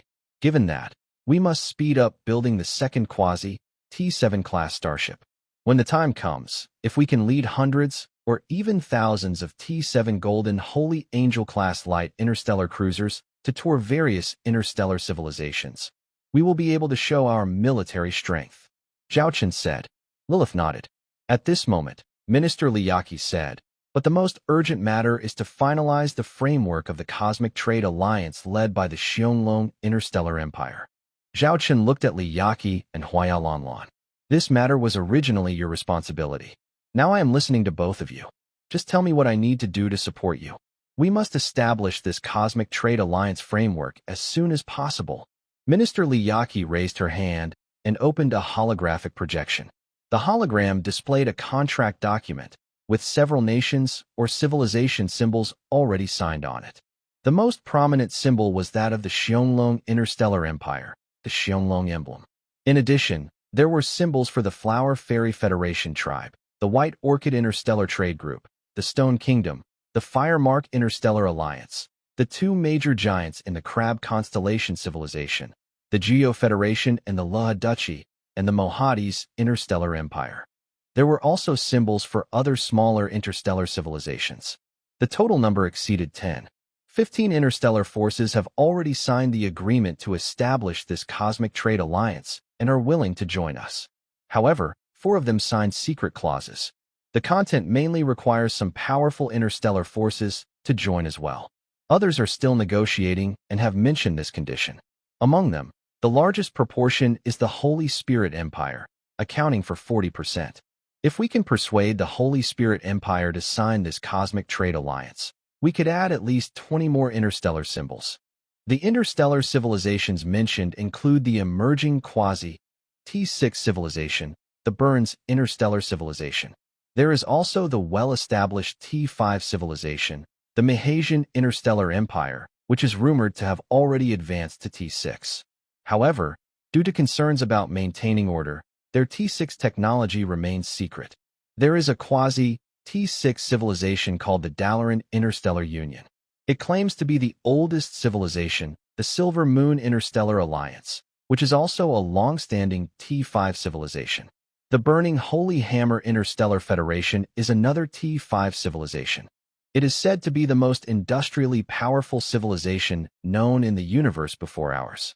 Apart from us, more than half of the starships available for sale in the known universe come from the Burning Holy Hammer Federation. They have the strongest industrial history and background. Their universe is dominated by industry, which makes up half of their economy. These 5 civilizations are very important in the known universe. There is even a saying, before the rise of our Xiaolong Interstellar Empire, the One King and 5 Lords referred to these 5 civilizations. Next to us, Huayalanla nodded in agreement and said, these 5 civilizations are very important. Plus the Holy Spirit Empire. If all 6 sign this agreement, our interstellar trade network will likely succeed. Zhao Chen looked at the information about these 5 civilizations. He stroked his chin and said, so, my next job is to persuade these 5 civilizations, right? Everyone nodded almost at the same time. As an emperor acting as a negotiator, most others wouldn't dare to do that. But for Zhao Chun, none of this is a big deal. As long as he can solve the problems of the Xiaolong Interstellar Empire, personally going to win clients is no problem at all. However, the order of persuasion is also very important. First, convincing some key players makes the rest much easier. Among these, the Holy Spirit Empire and the blazing Sacred Hammer Free Federation are the two most influential. As long as we can negotiate with these two, we are halfway to success, said Huailanlan. Zhao Chen nodded, then looked at the others and asked, let's not wait any longer. When do we leave? First, we visit our old friend, the Holy Spirit Empire. I gave them a big gift before, so they should give me some face. Zhao Chen's words were not just teasing. Among these two targets, the most likely to succeed is definitely the Holy Spirit Empire. After all, they already had a strategic partnership before. Now adding a trade partnership is quite normal, isn't it? Our preparations are almost done. We can leave anytime. My sister Huaya and I will accompany you. We have experience in this area and have interacted with these people before. Some matters, with us present, can even be directly negotiated, said Minister Liyaki, standing up and looking at Zhao Chun, with a hint of excitement in her eyes. Maybe she was excited about the potential partnership, or perhaps about the rare opportunity to work with the Dragon Emperor. Huailanlan also looked at Zhao Chun. Huayanini was even more excited. Building such a large, efficient universe trade network would definitely expand the market for the White Orchid Interstellar Trade Group and greatly increase profits. Since everything is ready, I can't fall behind. Since that's the case, why wait? Let's seize the day. Pack up, and we leave today, Zhao Chun said as he stood up. His quick decision surprised Minister Liyaki and the others. Secretary Lily was on the side, seeming quite used to it. She smiled helplessly and said, it's okay to leave now, but we also need to plan the fleet that will follow. After all, you are the emperor of the Dragon Empire. When you go out, you must be well prepared. Moreover, this is a time to visit multiple interstellar civilizations. Zhao Chen thought for a moment and said, then take the Imperial Guard fleet with you. Visiting other civilizations with 3,000 starships won't scare them. The quality of the Imperial Guard starships is strong enough for battle. Also, you should have the Reverse Scale Elite Fleet and the Snowstorm Elite Fleet on standby in the Dragon Empire. If something unexpected happens on my side, I can contact you directly, and you can send your fleets to help. Zhao Chen quickly thought through all these plans. He knew that Lily and the others cared about their safety. If these arrangements weren't made properly, Lily wouldn't easily let him go. But Lily still felt it wasn't enough. She added, that's not enough. Have Zhong Xiaoxia lead the Ghost Scout Elite Fleet with 3,000 stealth reconnaissance starships, and Zhao Wanner lead the Shadow Hunter Elite Fleet with 3,000 stealth bomber starships. Also, bring a fleet of 3,000 transport ships. With this, no matter what happens, Your Majesty, you'll be prepared. The ones you're visiting won't notice anything. Hearing Lily's secretary's detailed plans, Zhao Chen felt helpless. This meant he would be traveling with nearly 10,000 starships, plus 3,000 supply ships. And these were all top-tier ships of the Dragon Empire. It wouldn't be a problem to visit or even take over a small interstellar force. But since these were Lily's ideas and plans, Zhao Chen couldn't refuse. Let's proceed according to Lilith's secretary's idea. I will go now to give the orders and arrange these matters. It will take about 3 hours. Then you can set out 4 hours from now. After giving these instructions, Lilith immediately started to handle the arrangements. Zhao Chun helplessly shrugged, then looked at Minister Liyaki and the sister duo, Hannah Lanlan and Hannah Nini. This time, our team will act together. It depends on your skills. As long as you can complete this task and establish the Universe Trade Circle, you will be great heroes to the Xionglong Star Empire. I will reward you accordingly. Thank you, Your Majesty. Hannah Lanlan and Hannah Nini saluted. They are very loyal to Emperor Xionglang. The Bailon Star Trade Group's current status is entirely thanks to the support of Emperor Xionglang. Without him, the Bailon Star Trade Group would be nothing. This is what I should do, Liyaki said seriously, standing straight. But sharp-eyed people might notice that behind her eyes, she was hiding some small thoughts.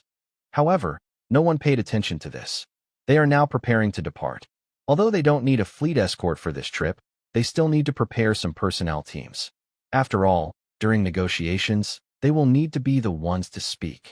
Xianglong Star Empire, Yuhang Star System. 3 years ago, the Yuhang Star System was just a barren star system. Its star had died thousands of years ago, turning into a black dwarf star. This made the system almost impossible to develop further.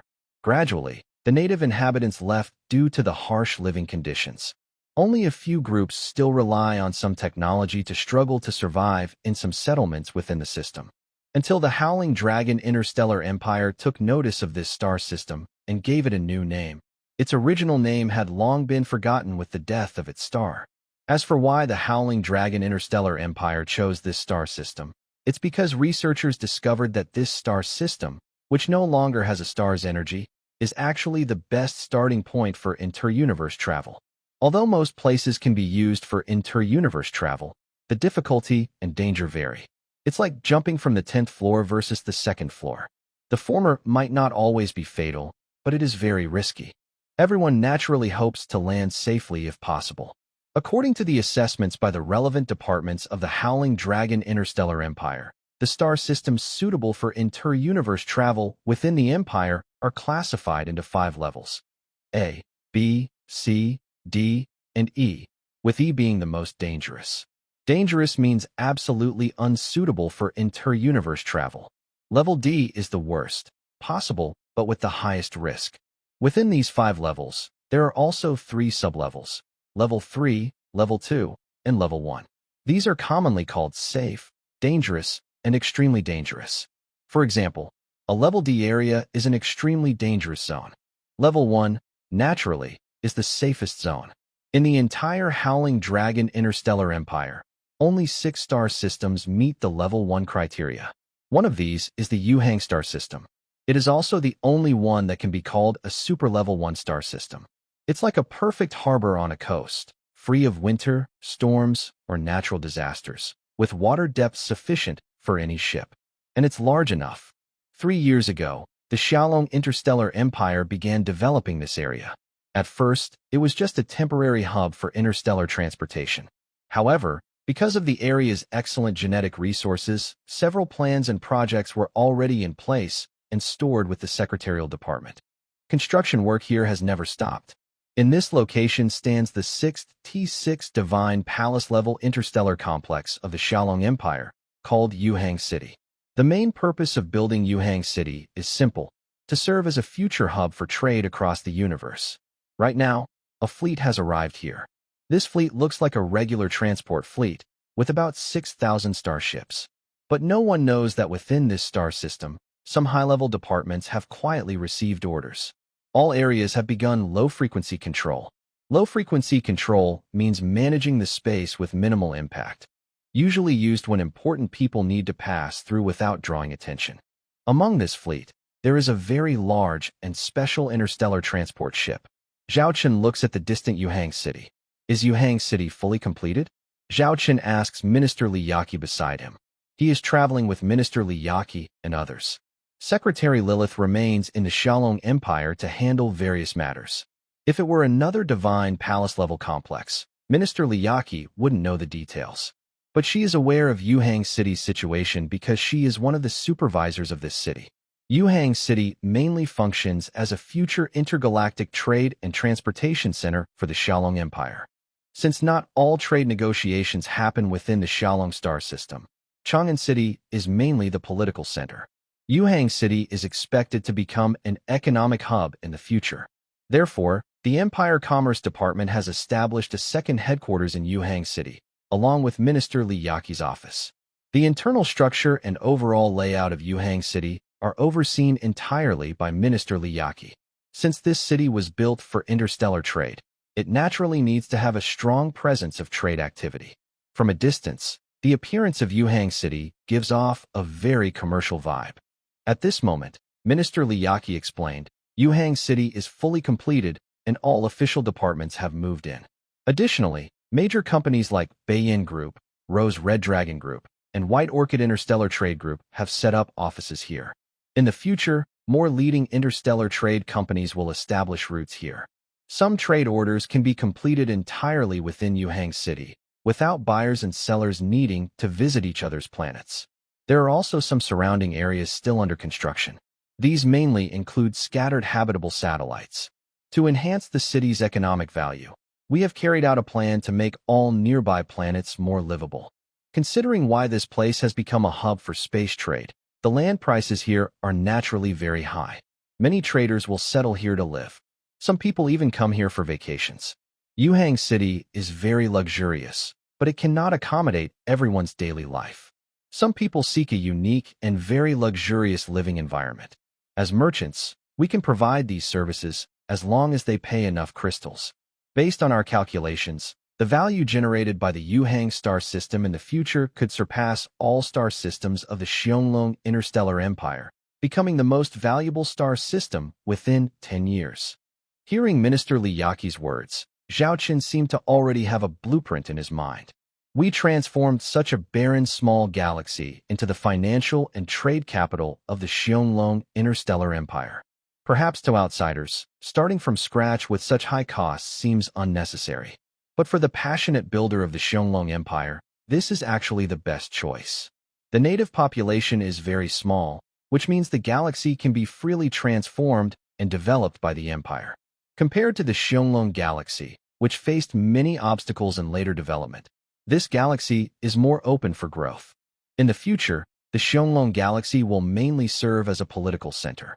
Yuhang Galaxy will become a shining jewel in the crown of the Xiongling interstellar empire. Zhao Qin looked away from Yuhang City and gazed at a bright star gate in the distance. That is the largest permanent star gate we can build across the universe so far. Besides that, within this galaxy, we have built nearly 10 star gates of different levels. According to our scientists' estimates, we might be able to build over 30 stargates here. All these stargates are meant to support future intergalactic trade routes, Minister Li Yaqi confidently explained. In the future, more than 30 stargates will connect different civilizations across the universe. Zhao Qin closed his eyes, imagining what the future might look like. By then, the Yuhang Galaxy will no longer be dark and dull. It will become one of the brightest stars in the entire Xiongling Empire. The 30 or more stargates will light it up, the habitable planets will shine brightly, and the fleets of interstellar transport ships will energize the area. When that happens, the galaxy will no longer be dark, but will shine like a bright jewel. At the same time, this also means countless riches will gather here. This place will become a treasure trove.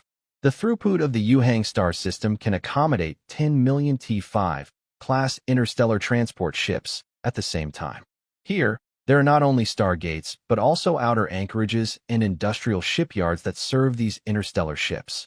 The stargates can handle up to 100 million interstellar warship voyages per day. This surpasses any port star system of any interstellar civilization. Huaya Lanlan said excitedly.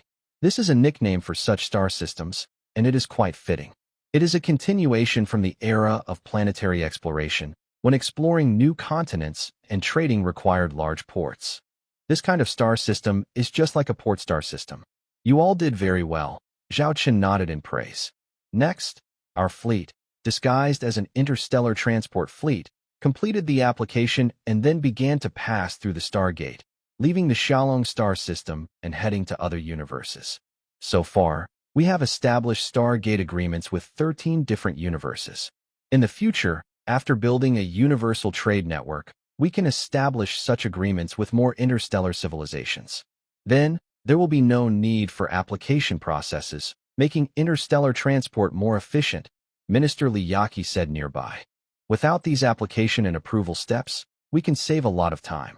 Previously, when delivering goods to unfamiliar universes, if the other side didn't notify the Stargate authorities in advance, we had to go through a whole process ourselves. The fastest could take 3 days, the slowest might delay a week or even half a month, Nini Huaya complained nearby. Between different universes, besides mutual trust agreements, most have Stargate connections. However, the other side always conducts strict reviews of incoming fleets, and without permission, ships can't even pass through the Stargates. This involves application and approval processes. It's a very time-consuming method, but it has persisted to this day. Once a fleet of interstellar transport ships arrives at one side of the A Stargate, they report to the A Stargate Authority.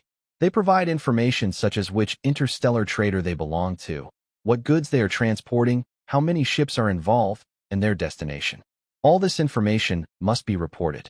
Then, the A star gate will send a special starship to the B star gate to pass on these reports. After the B star gate reviews and approves the information, they will issue a special code or permit, which the fleet then uses to pass through. When the fleet reaches the Stargate, they use the corresponding code to pass smoothly and arrive at the B star gate. This process ensures that both interstellar civilizations control the Stargates, but it also makes interstellar travel less convenient. The Star Dragon Interstellar Empire's trade alliance aims to replace this process with a faster, more efficient method, making interstellar transportation quicker and easier. Minister Liaki stood beside Zhao Chun and said, "Additionally, our Commerce Department plans to lead the creation of new interstellar transport fleets dedicated to cross-universe shipments. Currently, the Star Dragon Interstellar Empire will establish 10 fully owned interstellar transport groups and cooperate with other interstellar powers to create 50 joint ventures. All these transport groups will use our Star Dragon fleet of starships. Each group will have at least 100,000 ships. Once our trade alliance is fully established, these fleets can rush in to dominate the interstellar trade market." Transport has always been a big part of trade. Although a single shipment may not seem very profitable, when you consider networks spanning dozens of universes, the accumulated market value can reach tens of thousands of trillion star coins. Minister Li Yaqi mentioned this number with a slightly eager expression. Even the nearby Huaya Lanlan and Huaya Nini showed excited looks. It was clear they were very interested in this, believing it could be a huge market in the future. According to Zhao Chun, Huaya Lanlan and Huaya Nini each established a joint interstellar transport group with the Shalom Star Empire. This shows they are optimistic about the future of this industry. I know all of this. Lilith's side has also approved it. I've already given instructions for building the interstellar transport ships. We will try to meet your needs as soon as possible. However, your order for these interstellar transport ships is very large, especially for T5 and T6 level ships. It's impossible to fulfill all your demands in a short time, but I can promise we will do our best. For T4 and T3 level ships and below, these orders have already been assigned to other manufacturers, including Bayin Group. They will work overtime to produce them quickly to meet your needs. For now, you can use these ships temporarily. If quality isn't perfect, you can rely on quantity for now. Plus, these ships are quite good in quality. In the future, when the T6 Star Sea Whale class super heavy interstellar transport ships and T5 Star Kuan class super heavy ships are ready, they will fill this gap. Any extra lower level ships can be sold later. After all, our interstellar transport ships are always very popular. They even sell better than our combat starships. Minister Li Yaqi mentioned these interstellar transport ships now mainly to urge Zhao Chun, the Dragon Emperor, to push for higher production, because they have advanced the establishment of the Cosmic Trade Alliance, which speeds up their demand for these ships. The earlier the alliance is set up, the sooner the market will be ready to deliver the benefits. By then, it won't just be them targeting this market. Other interstellar civilizations will also be interested. The key will be who can take control of the market first. Although they have the advantage with the Xiongling interstellar transport ships, being able to reach the market earlier means they can gain an edge faster and avoid direct conflicts with competitors. It also allows them to make good profits in a short time. This is what Minister Li Yaqi is thinking. Although she is now the Minister of Commerce for the Empire, she still has the blood of an interstellar trader. Her style of doing things reflects this background. So, she played a small trick in front of Zhao Chun. It's not out of malice, but Zhao Chun couldn't handle this matter well. A skilled cook can't make a meal without rice. Currently, the industrial strength of the Xiongling Interstellar Empire isn't enough to produce many warships quickly. But we do have options, Zhao Chun said with a smile. Minister Li Yaqi understood what Zhao Chun meant. Their initial destination wasn't just the Holy Spirit Empire. Compared to most star systems of the Xiongling Empire, which change greatly over time, the Holy Spirit Empire remains relatively stable. No matter how many times Zhao Chun visits, it doesn't change much because the two empires are becoming closer. When Zhao Chun's flagship and fleet arrived at the Holy Spirit Empire, they smoothly headed toward the Sacred Tree Star System and docked outside the Moon Goddess Star at the starport. The moment Zhao Qin's flagship docked and connected with the starport corridor, the scene unfolded. Zhao Qin saw a few figures arriving early on the corridor. He smiled as he led Minister Liyaki, Hua Yalanlan, and others down from the starship. Standing at the elevator on the corridor, they were transported to the opposite corridor. Waiting there were the Flame Spirit King Shalomen and the Light Spirit King Gustav. "Your Majesty, the Dragon Emperor has arrived personally. Sorry for not welcoming you properly. Please forgive me," said Light Spirit King Gustav with a bow. Now, the Dragon Emperor's status was clearly on par with theirs, so Gustav did not show any disrespect in front of Zhao Chun. "Why did you come so suddenly? You should have let me know. I would have come to meet you at the Stargate," said Flame Spirit King Shalomen casually, walking straight to Zhao Chun and examining him up and down. "It's fine. I did visit unexpectedly this time, which is a bit abrupt of me. But because this matter is special, I couldn't inform you in advance." Zhao Chun also bowed to Gustav and explained, "Please, we have already prepared a welcoming banquet. We can discuss anything at the feast." "I heard that the Dragon Emperor usually prefers to talk over meals," Gustav said, not directly asking about Zhao Chun's purpose, but instead offering the banquet. This was clearly a way to avoid bringing up the matter directly.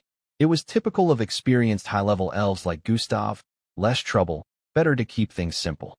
Watching Gustav lead the way, Shalomen frowned slightly, but then said to Zhao Chun, "Let's go rest and have a meal first. We can talk more afterward." She winked at Zhao Chun, who nodded in understanding.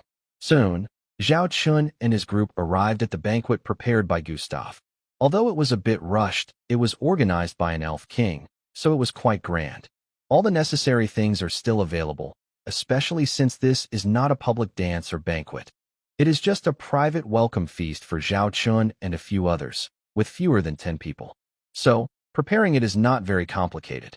"Please sit down," said Gustav, the king of light spirits, as he moved to the seat beside him. Zhao Chun was not polite and sat down directly. The fire spirit king, Shalomen, sat on Zhao Chun's other side. In terms of seating order, Shalomen, the fire spirit king, should not have sat in this position according to etiquette. Gustav glanced at him but said nothing. Everyone knew that Shalomen, the fire spirit king, had a good relationship with the Dragon Emperor, so this wasn't a formal banquet but a private gathering, and these small details could be overlooked. "Come, everyone from the Dragonstar Empire and our guests, try our Holy Spirit Empire's dishes. Many of these are new recipes, prepared especially for guests from the Dragonstar Empire," Gustav happily introduced. Zhao Chun and the others didn't hold back and started enjoying the delicious food. During the meal, they also chatted about various topics. Most of the conversation was about their previous battles with the devouring civilization. "How about that golden sacred beetle-class heavy interstellar battleship? I haven't seen it docked here," Zhao Chun asked, turning to Shalomen and starting the conversation. Shalomen, the fire spirit king, shrugged helplessly and said, "Your battleship is just too big. Although the dock here was temporarily modified to accommodate it, it can't be used for other purposes. You don't know, but our Jade Spirit King, Mansfield, was so impressed when he saw your nearly T7 class battleship that he couldn't keep his eyes off it. Now, he spends almost every day studying and observing the golden sacred beetle-class heavy interstellar battleship. So, for convenience, I parked the golden sacred beetle-class heavy interstellar warship at a simple large spaceport on the edge of the sacred tree star system. A huge dock was built there specifically for the golden sacred beetle-class heavy interstellar warship. This dock can accommodate the warship's docking. Whenever I need to use it, I can just go there. Such a large starship, I can't carry it around all the time, right?"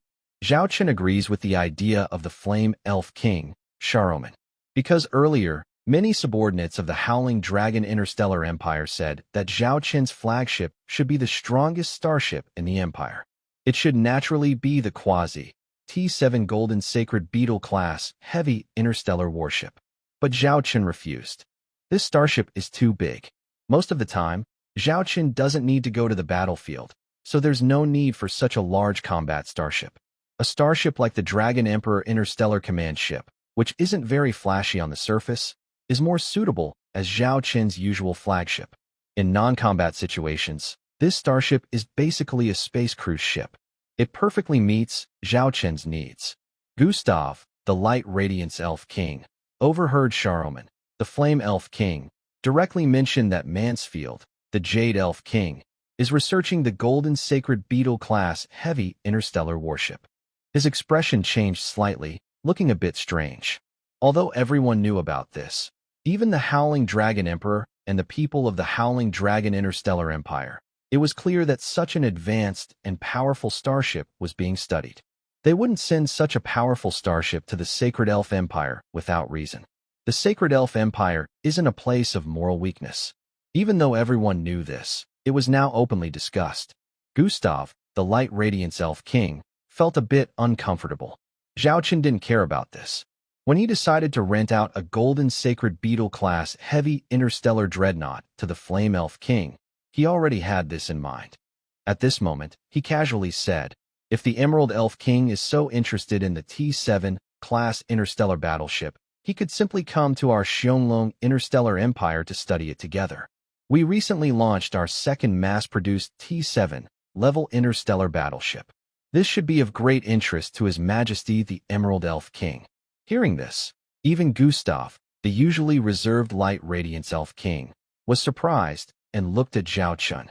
He couldn't help but ask, Your Majesty the Emperor of Xiongling, does your Xiongling Interstellar Empire already have the second mass-produced T7 level interstellar battleship? Zhao Chen nodded, not intending to hide it. During a previous meeting of the Xiongling Interstellar Empire, he had already mentioned that the future of the empire required showing strength and confidence. This was very beneficial for establishing a future cosmic trade alliance or issuing imperial bonds. Only with enough prestige could the other interstellar civilizations trust and believe in the existence of the Xiongling Empire. Zhao Chen nonchalantly explained, actually, this second T7 level interstellar battleship isn't a major breakthrough. You all know that if a single class has one sample battleship, it's much easier to build other standard interstellar ships.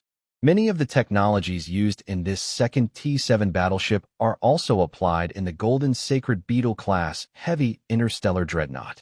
Otherwise, we wouldn't have been able to develop the second mass-produced T7 battleship so quickly. Gustav, the light radiance elf king, suddenly understood. But even after hearing Zhao Chen's explanation, he showed no sign of underestimating. Although the Dragon Emperor spoke so simply, everyone knew that this matter was definitely not as easy as it seemed. Having some technological knowledge is helpful, but it doesn't mean you can mass-produce other models of the T7 starships. It still requires the person involved to have very high industrial talent and research ability. Otherwise, even if you had a prototype of a T7 starship in front of you and took it apart, it would be very hard for you to build a new one. This is why Zhao Chen dared to boldly send a heavy starship of the Golden Sacred Beetle class to the Holy Spirit Empire. Because Zhao Chen was sure that within 100 years, at most 50 years, the Holy Spirit Empire wouldn't fully understand the technology of that heavy starship. Then, what kind of ship is your second mass-produced T7 starship? Saruman, the Flame Spirit King, asked with some interest. Zhao Chen replied directly, Golden Sacred Angel Class Light Star Cruiser. Light Star Cruiser? Gustav, the Light Spirit King, looked more relaxed. In his understanding, star cruisers are not considered very powerful ships. And with the heavy starship of the Golden Sacred Beetle class in front of him, he thought that maybe, by just shrinking the design, reducing armor, removing some large weapons, and adding starship engines, they could build a star cruiser. Wouldn't that be easy? Gustav's idea was straightforward, and in some ways, it wasn't wrong. But they didn't know that the cost to build such a T7 Golden Sacred Angel class light star cruiser was only about 100 trillion stars. If they knew this cost, their expressions would probably be even more amazing. After all, a nearly T7 interstellar battleship costing 100 trillion star coins might be cheaper than some of their main combat T6 interstellar ships. And having a cheap, quickly built nearly T7 interstellar battleship means a lot, as these two elven kings clearly see. So Zhao Chen instinctively overlooked this more important piece of information. Interstellar cruisers are also good. If we can build a small fleet of interstellar cruisers, even just 30 ships, 30 nearly T7 Golden Saint Angel class light interstellar cruisers could act like a sharp sword on the battlefield, easily breaking through any defenses. They could catch up with any enemy and launch quick attacks. If, in your previous military actions against the devouring civilization, you had such a cruiser, your final results would definitely be much better than they are now, said the Flame Elf King, Shaloman, who is truly a warlike elf king. After learning about an interstellar battleship, the first thought is how it would perform in actual combat. Zhao Qin nodded in agreement and said, "That's pretty much what I think too. Being able to quickly maneuver around, attack weak points, and retreat fast fits perfectly with the current army fleet of the Eagle Dragon Star Empire. Congratulations to Emperor Eagle Dragon. You've gained another nearly T7 interstellar battleship. If this news spreads, I wonder how many people will envy you," said the Light Sun Elf King, Gustav, flattering a bit. Zhao Qin looked at Gustav and then spoke seriously. "Two elven kings, we've eaten enough and we've chatted enough. Now, it's time to get down to business. The main reason I came here is to propose that we, together with the Holy Elf Empire, establish a universal trade alliance covering most known interstellar civilizations. This would help reduce some of the barriers to cross-universe trade between different cosmic civilizations. To help us all earn more profit, I will explain the details. My subordinates can clarify further if needed." After Zhao Qin finished speaking, Minister Liyaki spoke up. She stood, first bowing to the Light Radiant Spirit King and the Jade Spirit King, then activated the holographic projection. She began to explain their plan. In the hologram, a large cross-universe trade network is shown, centered around the Shilong Interstellar Empire and the Sacred Spirit Empire. Although Minister Liyaki tried to keep her explanation brief, it still took about a tea break to finish. This is the idea behind our plan. This plan is a win-win for all of us. Expanding cross-universe trade can bring us more profit. What do you two think, Your Majesties? Liyaki asked the two kings. The Flame Spirit King blinked. She is a soldier, so she usually doesn't understand these things quickly, but she felt the plan was very cool. The Light Radiant Spirit King, Gustav, is a careful thinker. Although he usually keeps things neutral, he is the strongest among all the Spirit Kings in terms of overall strength. No one knows that, besides the Flame Spirit King, Gustav was once a fleet commander, even leading the Sacred Spirit Empire's fleet in battles against the devouring civilization. No one knows that he was once considered a scientific genius, like Mansfield. And no one knows that in interstellar diplomacy, the Jade Spirit King, Meritus, would only discuss with Gustav, not others. This shows Gustav's deep knowledge. Gustav also saw the huge profits in this plan.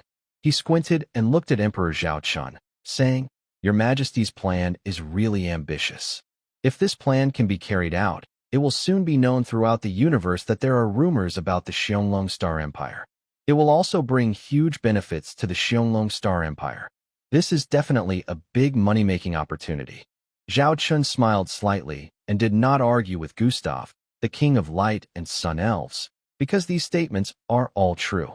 If you argue against them, it would seem too hypocritical. Zhao Qin said, "Indeed, the future will be like this. But if the Holy Elf Empire is willing to work with us as a leader, then this future opportunity will definitely include a share for the Holy Elf Empire. I can guarantee that." Gustav, the King of Light and Sun Elves, looked at Zhao Qin and said, "If I'm not mistaken, the Xianglong Star Empire's plans in this area are probably due to a lack of resources and funds. They urgently need to find new sources to get more resources and money. All for the upcoming Battle of Vows with the devouring civilization." Regarding Gustav, who directly pointed out the current situation and predicament of the Xianglong Star Empire, Zhao Qin paid no mind and calmly said, "Your Majesty the King of Light and Sun Elves, you are right. Right now, our Xianglong Star Empire is heavily investing in military supplies to prepare for the Vow battle with the devouring civilization. There are indeed some gaps. That's why we want to establish this cosmic trade alliance, so we can quickly solve our urgent needs. And this is also beneficial for many star civilizations in the universe. The benefits are not only for our Xianglong Star Empire, but also for anyone willing to participate. If the benefits only go to the Xianglong Star Empire, then this is a true partnership." Gustav, the King of Light and Sun Elves, stared at Zhao Qin and said seriously, "Your Majesty the Emperor of Xianglong, I know that in your eyes, we old-timers have narrow horizons. But I still want to say a selfish thing here. Creating this cosmic trade alliance seems good for many interstellar civilizations. Thanks to your Shalom Star Empire's space-gate technology and starship transport ships, we can greatly improve intergalactic trade efficiency. At this point, the light bright elf king paused, then changed his tone and said, "But this will also make your Shalom Star Empire's reputation, influence, and power reach their peak among many universes. Although we are now allies, there's a saying we leaders should all know. In this world, there are no forever allies or enemies." Hearing this, Minister Liyaki and Lon Lon looked a bit worried. "This doesn't sound quite right. Your Majesty, the light bright elf king, is correct. I can even tell you directly. After establishing this cosmic alliance, our Shalom Star Empire's products will be sold across many civilizations in different universes, making our brand well-known everywhere. Then, everyone will naturally know that a powerful Shalom Star Empire exists.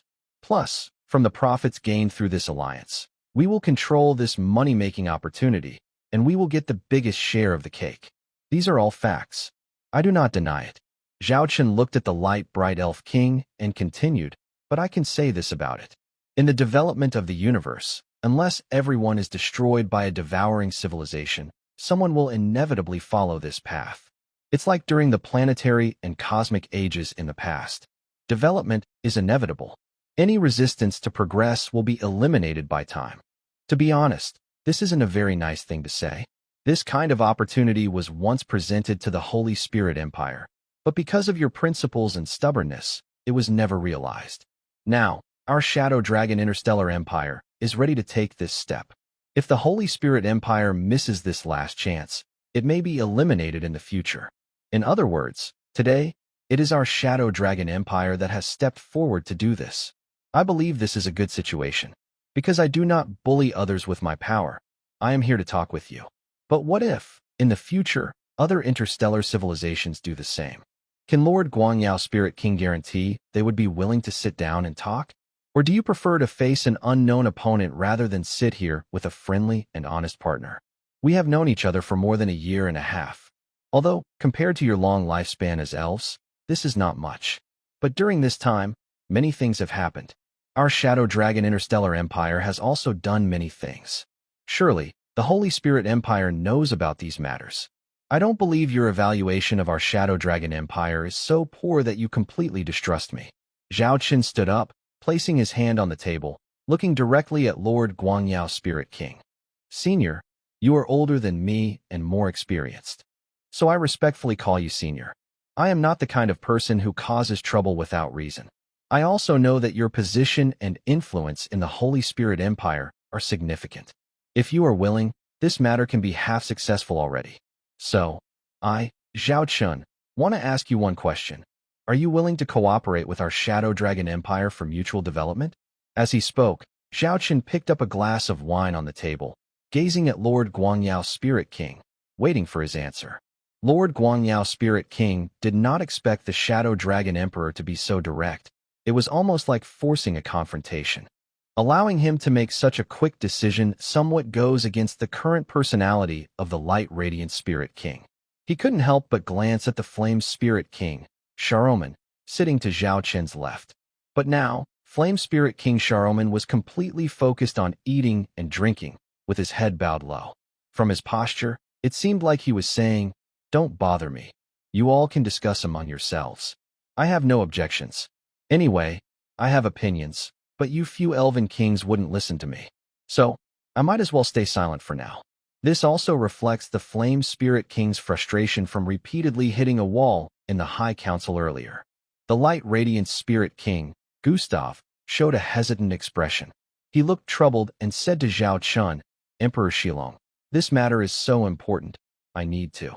Zhao Chun spoke seriously, "I don't want to wait anymore.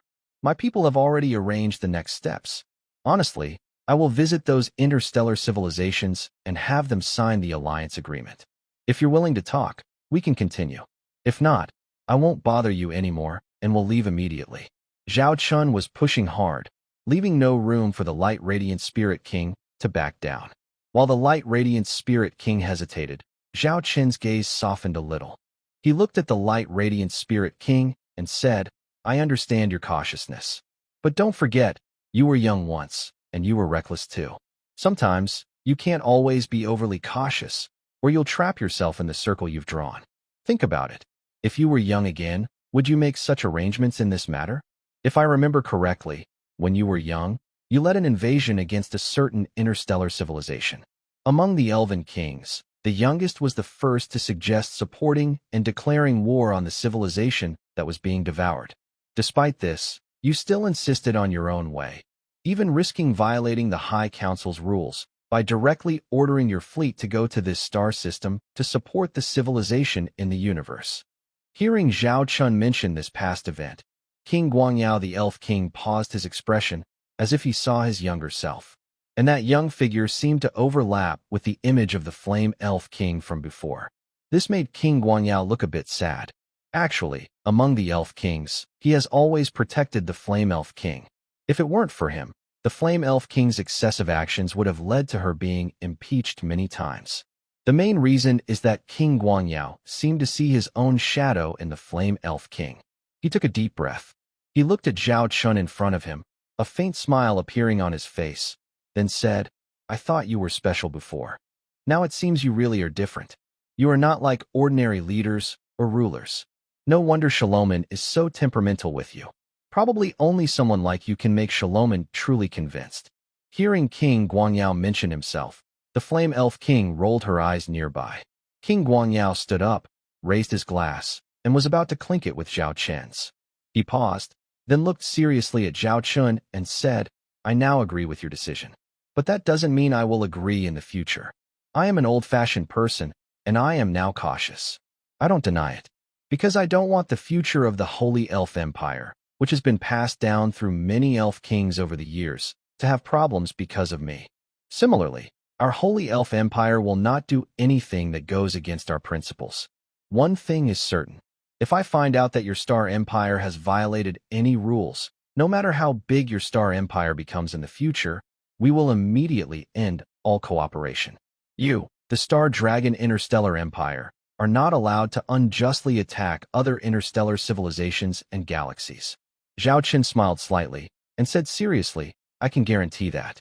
As long as I am part of the Star Dragon Interstellar Empire, I promise that the Empire will not launch a preemptive war against any other interstellar civilization. But I also want to make this clear. I believe in mutual respect. If someone harms me, I will respond firmly and fairly. At this point, Zhao Qin lifted his head confidently. Gustav, the king of light and spirit, burst into laughter and clinked his glass with Zhao Chen's. Interesting, very interesting. You're a very interesting young man. At least, I support your idea of building this universe trade alliance. But you know the rules of our Holy Spirit Empire.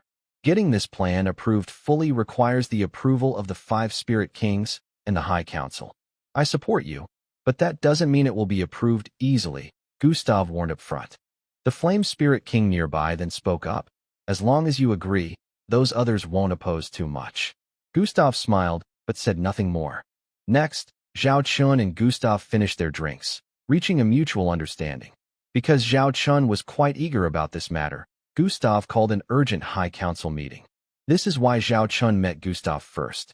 Gustav was on the Moon God Star and was with the Flame Spirit King, Shalomin, heading to meet Zhao Chun.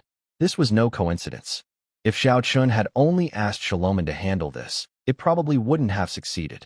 Although Zhao Chun previously rented a golden sacred beetle-class heavy interstellar battleship to the Flame Spirit King, Sha Roman, which helped stabilize the situation for Sha Roman to some extent, he still faced restrictions. Specifically, in terms of mobilizing the fleet, only the fleet promised to Sha Roman was allowed. Other sacred elven fleets received orders not to act without commands from the High Council or the 3 elven kings or higher authorities. Because of this, Sha Roman had no chance to hold a High Elven Council meeting. This led to a welcoming banquet, which seemed to be a celebration prepared by the 2 elven kings for Zhao Chun. In reality, it was a strategic move by Zhao Chun to open doors for himself. If everything went smoothly, it would mean half of his mission in the Holy Elven Empire was successful. If not, it would save time and prevent wasting too much effort. Shah Roman was right earlier when he said that the authority of King Gustav of the Light Sun Elves in the Holy Elven Empire was very strong. Anything he approved usually wouldn't be blocked by the High Elven Council. So, as long as Zhao Chun could handle King Gustav, everything else would be easier to discuss. 3 hours after the welcoming banquet, on the moon god star, in the High Council Hall, an urgent top-level meeting was held because King Gustav took the lead. Everyone noticed the guest present, Emperor Xiaolong. This was Zhao Chen's second time appearing here. It's very rare for an emperor from another interstellar civilization to appear twice in the High Council Hall of the Holy Elven Empire in such a short time. This also shows the special status of Emperor Xiaolong. Due to the urgency, some people couldn't be physically present, so they used holographic projection to participate. During the meeting, beams of light appeared, indicating that someone was joining using holographic projection. Next to Zhao Chun, on the thrones of the 5 elf kings, only 2 were present at first, the Light Radiance Elf King Gustav and the Flame Elf King Shraman. The other 3 elf kings joined the meeting through holographic images. Among them, the Emerald Elf King Mansfield was actually from the Star Tree Galaxy. However, he was currently obsessed with researching the Golden Sacred Beetle-class heavy interstellar fearless ship, so he didn't want to waste time traveling far to attend the meeting. Although they are in the same galaxy, and the round trip would take less than a day, Mansfield still didn't want to spend that day on travel. If it weren't for Flame Elf King Shraman informing Mansfield that the guest was the Dragon Emperor, Mansfield would have skipped the meeting entirely. Now, Mansfield still looked distracted, gazing in one direction. Zhao Chun only glanced and immediately understood that Mansfield was multitasking. Although his hologram appeared here, he was probably still looking at other screens, studying information about the Golden Sacred Beetle-class ships. Perhaps sensing Zhao Chun's gaze, Mansfield looked over and made eye contact. He nodded slightly. This small gesture, if noticed by attentive people, would surely surprise them. Mansfield usually appears cold and distant to outsiders, often ignoring other elf kings when he is focused on his own work. But now he actively greeted Zhao Chun, indicating that Zhao Chun holds a high status in Mansfield's eyes. Zhao Chun naturally nodded in response. Soon, all 5 elf kings and the high elf counselors arrived. Each elf king had a different expression. Only the Jade Elf King, Mansfield, still looked lost in thought. The king of the Kagaya elves, Wonyans, appeared hesitant, clearly pondering something and feeling troubled by it, with no clear answer at the moment. The Water Elf King, Meritus, looked at Zhao Chun with interest, a hint of excitement in her eyes. Before the meeting, they had already learned from the Lightshine Elf King about the purpose of this gathering. Next, the Lightshine Elf King explained the main point of the meeting.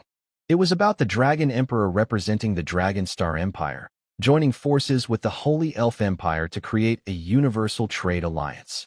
When they heard this, the High Elf counselors showed thoughtful expressions, some discussing quietly. Compared to the Elf Kings, most of the High Elf counselors only just learned about this now, so their faces showed surprise. Soon, the Lightshine Elf King, Gustav, finished explaining. He looked at Zhao Chun. Zhao Chun raised his hand and opened a large screen. This was a document prepared early by Minister Liyaki and her team. All the information I need to say is here. I prefer to show everyone the facts directly rather than just talking about them. Let everyone decide and think for themselves, Zhao Chun said calmly. All right, we will take a 15-minute break now. After 15 minutes, we will hold the first vote on this proposal. Usually, it passes if 3 elf kings agree and more than 60% of the high elf counselors vote in favor, said the Lightshine Elf King. As the clock struck, the meeting paused. A light barrier also descended onto the stage. It separated Zhao Chun from the several elf kings and the high-ranking elf counselors around them. At this moment, the first to step forward was the Water Elf King, Meritus. She walked straight up to Zhao Chun, her beautiful eyes slightly furrowed. For such an important matter, why did His Majesty the Dragon Emperor come to see Shaloman and Gustav instead of me? You should know that 40% of the interstellar trade within the Holy Elf Empire is managed by me. Over 70% of the cross-universe trade is also under my control. Shouldn't this matter have been discussed with me first? Meritus, the Water Elf King, looked as if she had caught her lover with a mistress. Regarding the division of responsibilities among the elf kings of the Holy Elf Empire, Zhao Chun was actually quite aware. Apart from managing foreign affairs, the Water Elf King also handled external business. So normally, Zhao Chun should have first discussed such matters with her. But instead, he contacted the Fire Elf King, Shaloman, and the Light Elf King, Gustav, first. No wonder Meritus was here, questioning him. Zhao Chun smiled and replied, "Please don't be angry, Your Majesty the Water Elf King. There are indeed some issues with the process, but I had no choice. We are in a hurry with this matter. We originally planned to implement it in 3 months, but due to some changes in the Dragonstar Interstellar Empire, we had to move it up. To speed things along, I, the Dragon Emperor, even came personally to meet with you, which is also part of the plan. When I arrived at the Holy Elf Empire, I learned that only the Fire Elf King Shaloman and the Light Elf King Gustav are in the sacred tree star system. So naturally, I had to first meet with these two in person because such an important matter is not suitable for remote communication." The Water Spirit King, Meritus, crossed her arms and looked very angry.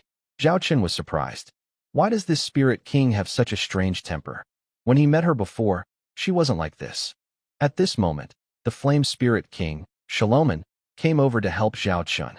He said, "Meritus, stop acting like you're pretending. If you have something to say, just say it directly. Hiding and making people guess is too troublesome." "Oh wow, Sister Shaloman really cares about the Dragon Emperor," Meritus teased. Meritus kept her words brief and didn't tease Shaloman anymore. She saw that Shaloman's cheeks were slightly red, knowing she was quite sensitive and would blush easily. If she teased her a little more, she might really get hit. Meritus looked at Zhao Chun and said with a smile, "I think the plan for the Universe Trade Alliance proposed by the Dragon Emperor is fine. But, considering how big this opportunity is, giving us only a small part seems a bit too little." It seemed like she wanted to get more benefits. But Zhao Chun and Yaki, who was behind him, had already expected this. The proposals had room for negotiation. Zhao Chun smiled and asked, "So, Miss Meritus, what do you want?" Meritus didn't expect Zhao Chun to be so straightforward. She hesitated for a moment, then regained her composure and explained her demands, using the same agreement Zhao Chun had shown earlier.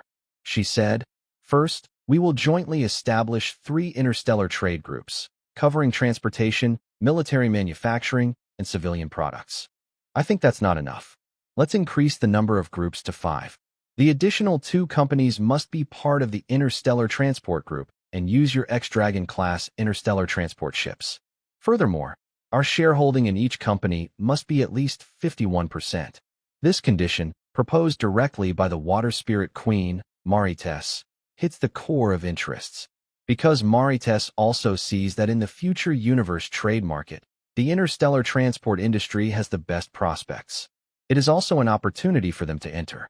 Although, in the future, the military products of the X-Dragon faction will surely become popular, it is clear that the Holy Spirit Empire and the X-Dragon Interstellar Empire are asking for some lower-level military technology. That would be like shooting themselves in the foot. If they wanted T6 or near T7 level starship technology, that would be understandable. But the question is, are they willing to give it? If they only ask for T5 or below technology, even if the X-Dragon Empire is willing to share, the Holy Spirit Empire's kings wouldn't want to ask for it directly. Asking for such low-level tech would imply they see themselves as weaker than the X-Dragon Empire and need their help.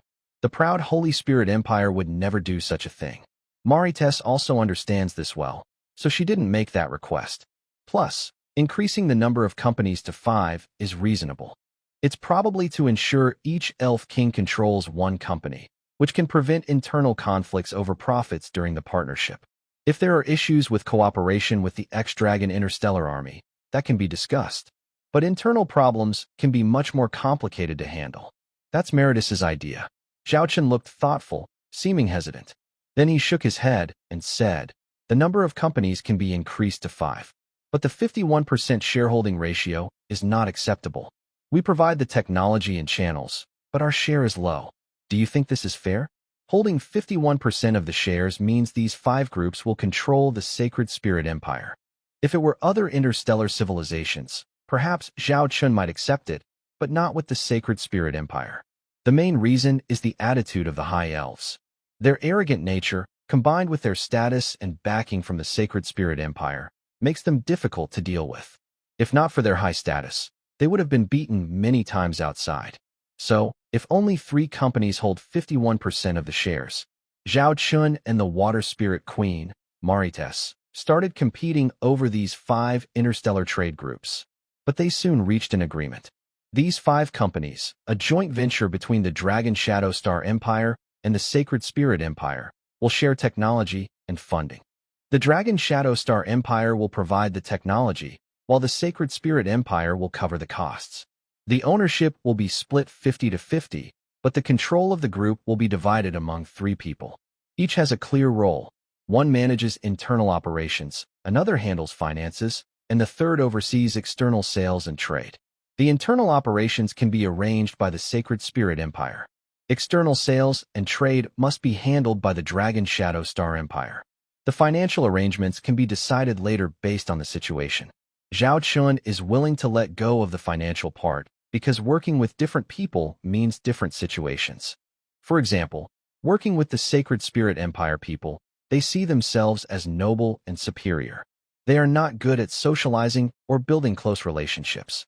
However, because of their strict principles, they tend to keep their hands clean when managing finances. They don't want these matters to harm their reputation. These high elves have always valued their reputation highly. However, their annual profit reports must be submitted to the Star Empire of the Shadow Dragon for review. If any issues are found, the Shadow Dragon Star Empire has the right to intervene in management and demand the replacement of managers. This arrangement is mutually acceptable to both sides. On one hand, it appears that these 5 groups are under the Holy Elf Empire's control, giving the Holy Elf Empire some face. But the funds for purchasing star transport ships and related construction costs are entirely covered by the Holy Elf Empire. Although these purchase costs are discounted, they still represent a significant profit for the Shadow Dragon Star Empire. This way, the Shadow Dragon Star Empire sells a batch of star transport ships and gains dividend rights from 5-star enterprises. This brings great benefits to Zhao Chun. Zhao Chun understands a simple truth. If you want someone to cooperate with you, you must ensure they gain something, or at least believe they are gaining something. Otherwise, unless you use force, why would they work with you? Therefore, Zhao Chun and Li Yaqi had long prepared incentives for the Holy Elf Empire. What the Water Spirit King Marites demands now is just the incentives Zhao Chun had already prepared. As long as these incentives can persuade the Holy Elf Empire, it is entirely acceptable to Zhao Chun and his team. This is a cooperation everyone is happy with, and that can be strengthened. Now, are you satisfied? Zhao Chun said with a smile to Water Spirit King Marites and the other elves. Before arriving, Minister Li Yaqi and others had already gathered information about the Holy Elf Empire's situation. Since the Water Spirit King Marites is responsible for this matter, she is the one negotiating with Zhao Chun. The other elf kings are mostly waiting to see the outcome of the talks. Marites remains silent for a moment and then looks at the others. She believes this is the most benefit the Star Dragon Interstellar Empire can offer. From her point of view, she supports joining the Cosmic Trade Alliance.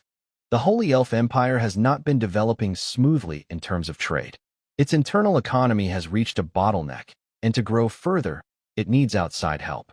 To open up external markets, negotiating with each party takes a lot of time. The Star Dragon Empire, however, has the advantage of establishing a multi-universe alliance that binds everyone together. This gives everyone a platform to sell and buy what they need. The Star Dragon Empire also has unique strengths, such as the ability to build stargates and interstellar ships at low cost. They also possess advanced technology and skilled craftsmanship. These advantages give the Star Dragon Empire the qualification to create this cosmic trade alliance. Other powers, even the Holy Elf Empire, might not qualify. Only the Star Dragon Empire has the ability and right at this moment. Marites can see that even if the Holy Elf Empire does not participate, the Star Dragon Empire will continue with this plan. It might be more difficult, but they will succeed. Meanwhile, the Holy Elf Empire might fall behind, and the establishment of this trade alliance could even block them out. If that happens, the Holy Elf Empire's foreign trade and internal trade could shrink significantly. In the next 10, 20, 30, or even 50 years, the future will develop rapidly. However, in the Sacred Elf Empire, there might actually be setbacks. So, in reality, the Sacred Elf Empire only has two choices: either join this plan or try to stop it. If they choose to oppose it, they are essentially declaring themselves enemies of the Star Empire of the Dragon. Currently, the Star Empire of the Dragon is on a very dangerous edge, with no way back. Anyone who stands against it is forcing the Empire to fight desperately. Even the Sacred Elf Empire, which was once allied, is not exempt from this. The Elf Kings do not doubt this at all. There is even a possibility that Emperor Zhao Chun of the Dragon might ignore his future promises and start a battle with the Sacred Elf Empire right now. None of the Elf Kings want to see this happen. Deep down, although they haven't directly involved themselves in the battles between the Dragon Empire and the Devouring Civilization, they still support the Dragon Empire. They prefer to keep the current situation, with the Dragon Empire holding back the Devouring Civilization and the forces behind it. This way, they have nothing to worry about. In recent years, the Sacred Elf Empire has been the most stable it has been in a long time, just watching from the sidelines. Therefore, they do not want to ruin their relationship with the Dragon Empire. In fact, they only have one real choice. And all they can do is fight for the benefits they can get from that choice. Since Meritus has agreed, I have no objections. Does anyone else have any opinions? King Gustav of the Light Spirit spoke up. This was the first time he addressed Emperor Zhaochen directly, and it also showed he was keeping his promise from their earlier meeting. Now, even the Light Radiant Spirit King Gustav has expressed his stance, and almost all remaining people's attention is on the Night Sky Spirit King.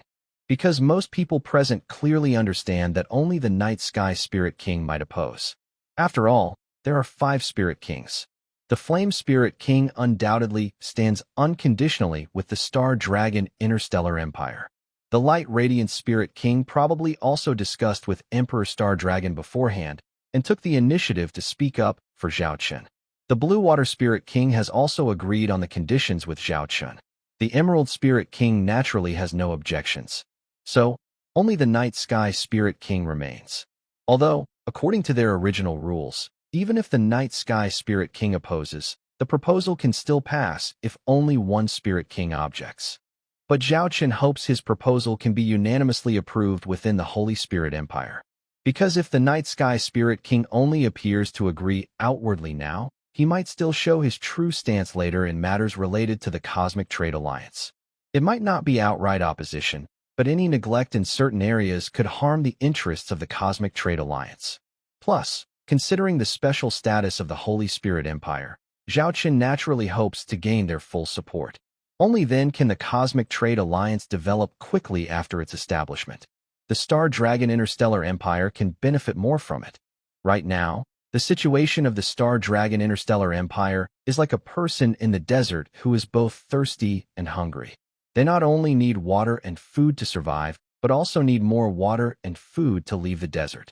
So, even if they gain just a little, they will try their best to fight for it. Everyone is now waiting for the Night Sky Spirit King to speak next. Night Sky Spirit King, do you have any doubts? If there are any questions, we can discuss them now. Zhao Chun smiled and spoke. You should know that, no matter what my attitude is now, it doesn't matter anymore. Your proposal will definitely pass, said the indifferent king of the Night Elves. Zhao Chun shook his head and said sincerely, I know my plan will pass. But I still hope to get everyone's support, not just be forced into this alliance.